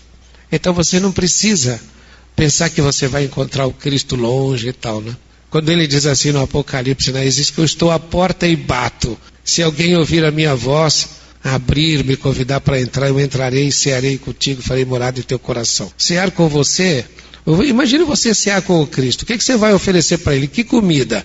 Ele diz, uma comida eu tenho que comer, que é fazer a vontade do meu Pai que está no céu. É fazer a vontade de Deus, aí você ceia com o Cristo. E ele está do seu lado. E você não precisa ir longe. Quando o sangue do Cristo entra no planeta, cai um raio no templo de Jerusalém e rasga o véu do templo. Agora, o Cristo está no planeta. E ele precisa que se forme um corpo dele. Mas para você fazer parte do corpo do Cristo, é como se fosse uma célula do corpo, você precisa fazer a vontade do Cristo. Imagine uma célula no seu corpo que não faça a sua vontade. É uma célula cancerosa, é uma neoplasia. Então você precisa fazer a vontade do Cristo. E importa que religião você esteja, não importa. O que importa é só que você faça a vontade dele. A sua vontade não conta tanto. Quando você faz a vontade dele, então aí o que é que acontece? Ele age por seu intermédio. Se outro faz, até que um dia, quando nós tivermos um número suficiente de pessoas fazendo a vontade de Deus, o Cristo vai poder operar por essas pessoas. E quando esse número for tão suficiente que vire a vibração do planeta, então o planeta passará de planeta de provas e expiação para planeta de regeneração. Compreende? Esta fase dessa descida, enquanto você está encarnando, até por volta de 21 anos, você está encarnando, termina, você começa uma fase em que você está se desenvolvendo e vai até aproximadamente os 49 anos. 49 anos. Aos 49 anos é como se você começasse a desencarnar. Desencarnar significa você vai se afastando da matéria e vai ficando com muito mais objetividade. A gente vai chamando, você vai adquirindo luz, porque é como se você estivesse voltando para o plano espiritual. O nosso planeta atingiu este limiar de materialização, que ele está descendo na matéria, em meados do século passado, em meados do século XX. A partir dali, o planeta começou a voltar para o plano espiritual. Então, na realidade, o planeta Terra está se desintegrando. Então, as pessoas ficam aí apavoradas. O aquecimento global, mais isso, mais aquilo, vai ser uma desgraça, vai ser aquilo. Deus está no comando. O planeta não está andando a matroca, ao léu, sem comando. Nós estamos voltando para o plano espiritual. Já descobriram que as montanhas estão virando areia. Estão se desintegrando. Só que isso vai levar milênios para acontecer. Só que tudo agora acontece muito depressa nessa segunda fase. As montanhas estão virando areia que estão indo para a praia. As geleiras estão se derretendo. Só que o homem tem que mudar. Então nós vamos passar por uma desgraça que não vamos ter água. Já se descobriu no universo planetas onde existiu água e não existe mais. E se sabe a nível oculto, a nível esotérico, que esses planetas têm uma vida superior. Percebe? Em que você não precisa de ficar nem comendo o que você come, nem bebendo o que você bebe. As condições de vida mudam. Nós temos uma tendência de querermos preservar o passado. Essas duas fases, que a gente chama de involução e de evolução, estão simbolizadas no caduceu de Mercúrio, aquelas duas serpentezinhas com a espada que tem no anel de médico. Vocês lembram, conhecem o anel de médico? As duas cobrinhas, né? A cobrinha, tem uma cobrinha que na realidade o símbolo esotérico, uma cobrinha é escura e a outra é branca. A escura significa a descida e a branca significa a volta. Então nós estamos agora na fase evolutiva. A fase evolutiva terminou em meados do século passado. A ciência que cuidava da matéria perdeu o objeto, que era a física. Por quê? Porque cuidava da matéria falando o seguinte: tudo aquilo que pode ser pesado, medido, ponderado, isso é objeto da ciência. De repente eles falam, a matéria não existe, é tudo energia. E a energia não pode ser medida assim. A gente vai medir a energia, ela não é contínua. São pedaços. Pedaço quer dizer quanta, quantum, um pedaço. No plural é quanta, é latim, quanta. Então, física quântica, física de pedaços de energia, quase que física do imponderável, física do que você não vê. Então, aquilo que era antes virou o contrário, agora não é mais aquilo. E você então, veja, a física quântica começou a descobrir aquilo que a religião ensinava, o poder do pensamento, a mente. Foi a física quântica, veja, que gerou o máximo de especulação de que eram acusados os filósofos e os religiosos. Está aí o filme Quem Somos Nós, e agora está o da lei da atração, Esse CD, o segredo da lei da atração, que já enriqueceu a australiana. Ela já vendeu 145 milhões de dólares. Por quê? Porque a ciência começa agora, o objeto da ciência que está sempre caminhando na frente, tem que ser o espiritual agora. Daqui a pouco eles estarão descobrindo coisas mais importantes ainda. Agora já estão descobrindo o sincronismo, estão descobrindo o efeito do pensamento, da emoção. Ainda agora, o que é que tem importância? Antes, o que tinha importância e explicava tudo era a física newtoniana. Agora a física que virou física quântica, no terreno da ciência para o ser humano, tem agora outra matriz e outra ditadora, que é o que eles chamam de a neurociência. A neurociência explica as religiões, explica a prece, explica a cura milagrosa, explica tudo. São as neurociências. Os neurônios, mais isso, mais aquilo, tal, etc. E explica mesmo, mas explica o efeito e não a causa. Tudo isso que eles estão falando que é causa, não é causa, é efeito. Se você sabe de tudo isso, veja só, conhecereis a verdade, ela vos libertará. Te libertará, inclusive, para você fazer uma semeadura diferente. Eu não vou ser besta agora de ficar semeando num solo ruim, nem a semente que não presta, eu vou semear o que convém no solo adequado. Qual é o solo adequado? Por quê? Porque você tem que aprender a amar a imagem e semelhança de Deus. Você ama cuidando. Deus quer que você cuide do seu semelhante. Mas eu não me sinto ainda muito bem. Não estou interessado nisso. E as pessoas acham que eu sou meio maluco quando eu falo que Deus não está interessado no seu sentimento. Ele está interessado no seu desempenho, que é o comportamento, o seu desempenho. Mas ele é tão chato, ele é tão isso, tão aquilo. Olha, meu filho, Quando você se comprometeu a vir a esta encarnação, já falei isso um dia no rádio para uma moça, ela falou, nossa, ficou tão fácil. Ela não conseguia abraçar a mãe dela de jeito nenhum. Ela se sentia muito mal. Falei, Deus não está interessado nisso. Você, quando encarnou, prometeu que ia abraçar essa sua mãe, que ia ter gratidão por ela. E prometeu que você ia desempenhar esse papel. É como se você fosse no palco, desempenhar um papel e tem um roteiro, tem um script, tem uma fala. Agora você chega aqui e vai querer mudar a fala? Você só vai fazer a fala certa e ter o desempenho certo se o outro ator te fizer sentir isto ou aquilo? Nada disso, você vai lá e faça o que você tem que fazer. Deus não está interessado no que você sente, está interessado no seu desempenho. Faça as coisas. Só por fazer, faça, que com isso você vai aprender também. Ela falou, mas vai ficar mais fácil assim, faça. Muitas pessoas me dizem assim, mudou meu relacionamento com a minha chefe, com o meu chefe, com as pessoas e tal. Por quê? A questão do comportamento. Comporte-se. Porque você, quando tem o comportamento adequado, você gera o sentimento adequado. E é assim que Deus faz. Veja só, você não me tolera, você odeia o Adão nonato, mas você tem que abraçar o Adão nonato. Porque se você ficar com o Adão nonato jogado fora, a sua casa cai. Por quê? A pedra rejeitada virá a ser o alicerce da construção. Então você tem que ir atrás daquilo que você, da pedra rejeitada. Você tem que ir atrás da pedra rejeitada e trazer para a sua construção. Aí o que vai acontecer? Não suporto. Não suporto o Adão, como é que eu vou me harmonizar com o Adão? Se segura, filho ou filha, que o Adão vai chegar para você e você vai adorar o Adão. Como assim? Ele vai ser um garotinho tão lindinho, tão maravilhoso no seu colo, quando nascer como seu filho, meu filho! E você vai adorar.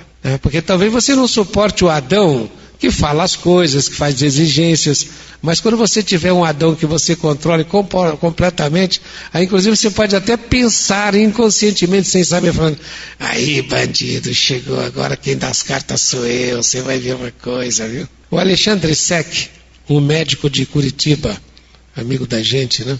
Ele é psiquiatra e dirige um hospital lá. Nós fazíamos reuniões antigamente, né? Reuniões de psiquiatras e psicólogos espíritas. E numa dessas o Alexandre, nós estávamos falando de obsessão e desobsessão. E o Alexandre falou, eu tenho uma técnica desobsessiva que é infalível. Alexandre, o que você faz? Ele falou, eu tiro o bandido do lado de lá e passo para o lado de cá. E aqui quem manda sou eu. Já fiz isso com meia dúzia, ele tinha 6 filhos. E aqui quem controla sou eu. Facilitou, né? Aí eles vão entrar no tapa, que eu controlo tudo. É uma maneira, né? E ele adorava os filhos, era um pai fabuloso, e os filhos também o adoravam. Ele diz, todos obsessores do passado. A minha vida ficou muito melhor depois que eu passei os 6 para o lado de cá, viu? É assim. E ele ama os filhos, passou a amar os filhos passaram a amá-lo. Não é isso? Reconcilia-te com teu adversário enquanto está a caminho com ele. Então, carpe diem, aproveita o dia. Conhecereis a verdade, ela vos libertará. Então, agora, neste início de 3º milênio, nós temos todos esses recursos para vivermos muitas vidas em uma só, para fazermos todos esses reajustes e para fazermos a semeadura adequada. Como é que vocês podem fazer a semeadura adequada? Na nossa vida, muitas pessoas já tentaram esquematizar o que é a vida. E há uma teoria, que é aquela da qual eu gosto, né, que é a teoria da organização humana, do professor Antônio Rubel Miller, da Escola de Sociologia e Política aqui de São Paulo. Esse curso também é um outro curso que eu fiz, não tenho diploma, porque eu fiz a formação underground. Nós fizemos com outro título de criatividade comunitária, porque era proibido. O curso de cibernética social, aqui no Brasil. Lá nos Estados Unidos é dado a nível de pós-graduação. Nós fazíamos em colégios de freiras, né? O grupo se reunia, então tinha um primeiro nível, um final de semana, um segundo nível, outro final de semana, terceiro nível, outro final de semana, até o nível de assessoria técnica, que era 15 dias de internato. E a teoria da organização humana, do professor Antônio Rubel Miller, e mais um outro professor daqui de São Paulo também, ele pegou a teoria da organização humana, fez o rearranjo e criou a cibernética social. Na cibernética social diz que todo sistema é dividido em 14 subsistemas. Esses 14 subsistemas já tentaram para 15, não conseguiram, diminuir para 13, não conseguiram, porque sempre alguma coisa fica faltando ou alguma coisa cai na outra lá. Né? Então o Valdemar de Gregori, que foi o professor que pegou a TOH, a Teoria da Organização Humana, e criou a cibernética social, ele diz o seguinte: a sua vida é constituída de um subsistema que ele chama de parentesco. É a sua origem, a sua família, as suas relações de marido e mulher, de pais e filhos, sexualidade, tudo que diz respeito à família é no sistema de parentesco. O segundo sistema é o sanitário, é a sua saúde, você com a sua saúde, médicos, relações com médicos, consultórios, planos de saúde, laboratórios e tal. O terceiro sistema é o de manutenção, é casa, comida, alimentação e vestuário. O que você faz para manter o seu corpo, o que você faz com ele, e mais a manutenção da casa e de roupa. O quarto sistema é o que chama de lealdade, é o seu relacionamento com outras pessoas. O quinto sistema é o de lazer, é como é que você recicla energias. Todo sistema tem a sua meta. E tem também o que ele chama do ambiente, onde se dá. Tem também os agentes, quais são as pessoas, por exemplo, do S2, os agentes são médicos, donos de hospitais, enfermeiros, equipamentos hospitalares, tudo aquilo. O sexto é o de comunicação, rádio, televisão, locução, emissora de rádio, equipamentos e tal. O sétimo é o pedagógico, escolas, pedagógico. Queira ou não queira, você passa pelo mundo ensinando. É interessante ele ter percebido isso, né, o Valdemar de Gregori. Por que você passa pelo mundo ensinando? Então ele diz que no mundo você é docente. Você passa pelo mundo ensinando. Eu terminei de dizer, você é uma semente. Você está se semeando. E você passa pelo mundo aprendendo. Você passa pelo mundo olhando à sua volta. O mundo está se mostrando para você e te ensinando coisas. E está te observando e aprendendo coisas com você. O oitavo é o de produção. É o que você faz para sobreviver e para sustentar os outros 13 sistemas. O nono é o patrimonial. Aquilo que você faz para sobreviver, o que você gasta com os outros 12 sistemas, o que sobra forma o patrimonial. O 10º é o de transcendência, que são as religiões. O que você faz para ir além dessa coisinha que você está vivendo aqui da sua matéria? O 11º é segurança, interna, externa, síndrome do pânico, medo, fobias e tal, estaria tudo dentro do 11º sistema. Como é que você faz também? Tem sempre o interno e o externo. Tem você e tem também o externo, faixa externa. Como é que é a porta da sua casa? É cheia de chaves, seguro de automóvel, você tem um monte de seguro, tem ou não tem? Enfim, a questão da segurança. O 12º é administração, como é que você prioriza as coisas da sua vida. O 13º, como é que você obedece às leis, é o jurídico. Como é que as leis humanas, cósmicas, como é que você se relaciona com elas. E o 14º é o de precedência, o que é que tem valor na sua vida. E nós não sabemos tudo isso. Quando você começa a olhar, você fala, ai, que coisa fantástica. E tem um hológrafo. O hológrafo é uma espécie de um instrumento com esses 14 sistemas que você pode dar uma olhada e tirar uma radiografia de uma situação ou da vida de uma pessoa. De forma que a pessoa jamais veria, porque ela não foca aquilo. Por quê? Porque normalmente nós focamos no sistema que a gente se transforma em sistema eixo. Então disse, sistema encantado. Tem gente que só vive para a família. Então, há 13 sistemas que vão se tensionar. Se você encanta um sistema, daqui a pouco todos os outros cobram e quebram. Então você precisa ter uma forma de ter uma visão holográfica, holos todo, grafos, né? Uma espécie de mapa do todo, uma visão holográfica da vida. Sempre que você se dedica demais a um sistema, os outros quebram. Tá? Quando você negligencia um sistema, um que você nem dá bola para ele acaba também tensionando e quebrando os outros. Você não dá bola para a sua saúde, não dá bola para você, não cuida do seu corpo, não tem disciplina, de repente o sanitário arrebenta com todos os outros, não deixa você ir trabalhar, afeta o de produção, não deixa você estudar, afeta o pedagógico, não deixa você ter um bom relacionamento com a família, afeta tudo. Então nós precisamos aprender a semear de uma maneira tal que tenhamos uma visão não só holográfica da nossa vida, mas que sejamos capazes de ter a atenção em todos esses sistemas ao mesmo tempo, sempre. Por exemplo, cada sistema, a pessoa tem também, em cada sistema ele está em interação com todos os outros. Para vocês terem uma ideia, o último sistema, que é o de precedência, os valores. O que isso tem a ver com os outros sistemas? Para vocês terem uma ideia de como, eu recebo um casal para fazer terapia familiar. E eles estavam quebrando o pau, né, a ponto de se separarem, mas eu percebi que eles se amavam. Havia uma atração muito grande, um vínculo muito grande entre eles. Fiz de tudo, até que de repente falei, deixa, esses dois aí eles estão com essa situação capaz de se separar mesmo, amando um ao outro. Falei, vou investigar o sistema de valores deles. Qual o valor mais alto para você, a mulher? Lealdade. Qual o sistema mais alto para ele? Liberdade.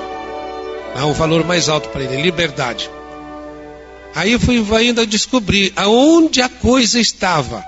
O cidadão saía do serviço e ia para o bar e fazia um encontrozinho, happy hour com os amigos.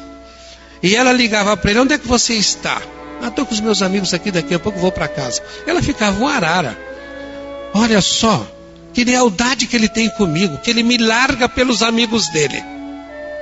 E dizia, vem para casa, vem não sei o quê, estou te esperando aqui. E ele ficava lá no interior dele, que desgraça, onde é que está a minha liberdade? Perceberam? Ela atacava aquilo que era mais alto para ele, e ele atacava aquilo que era mais alto para ela. Quando eu fiz com que os dois dialogassem a respeito desse assunto e encontrassem formas de resolver esse conflito, eles saíram aos beijos e abraços do consultório. Vocês podem imaginar, né? Porque aprenderam a trabalhar com o conflito de valores no sistema de precedência. Então, nós temos esses 14 sistemas.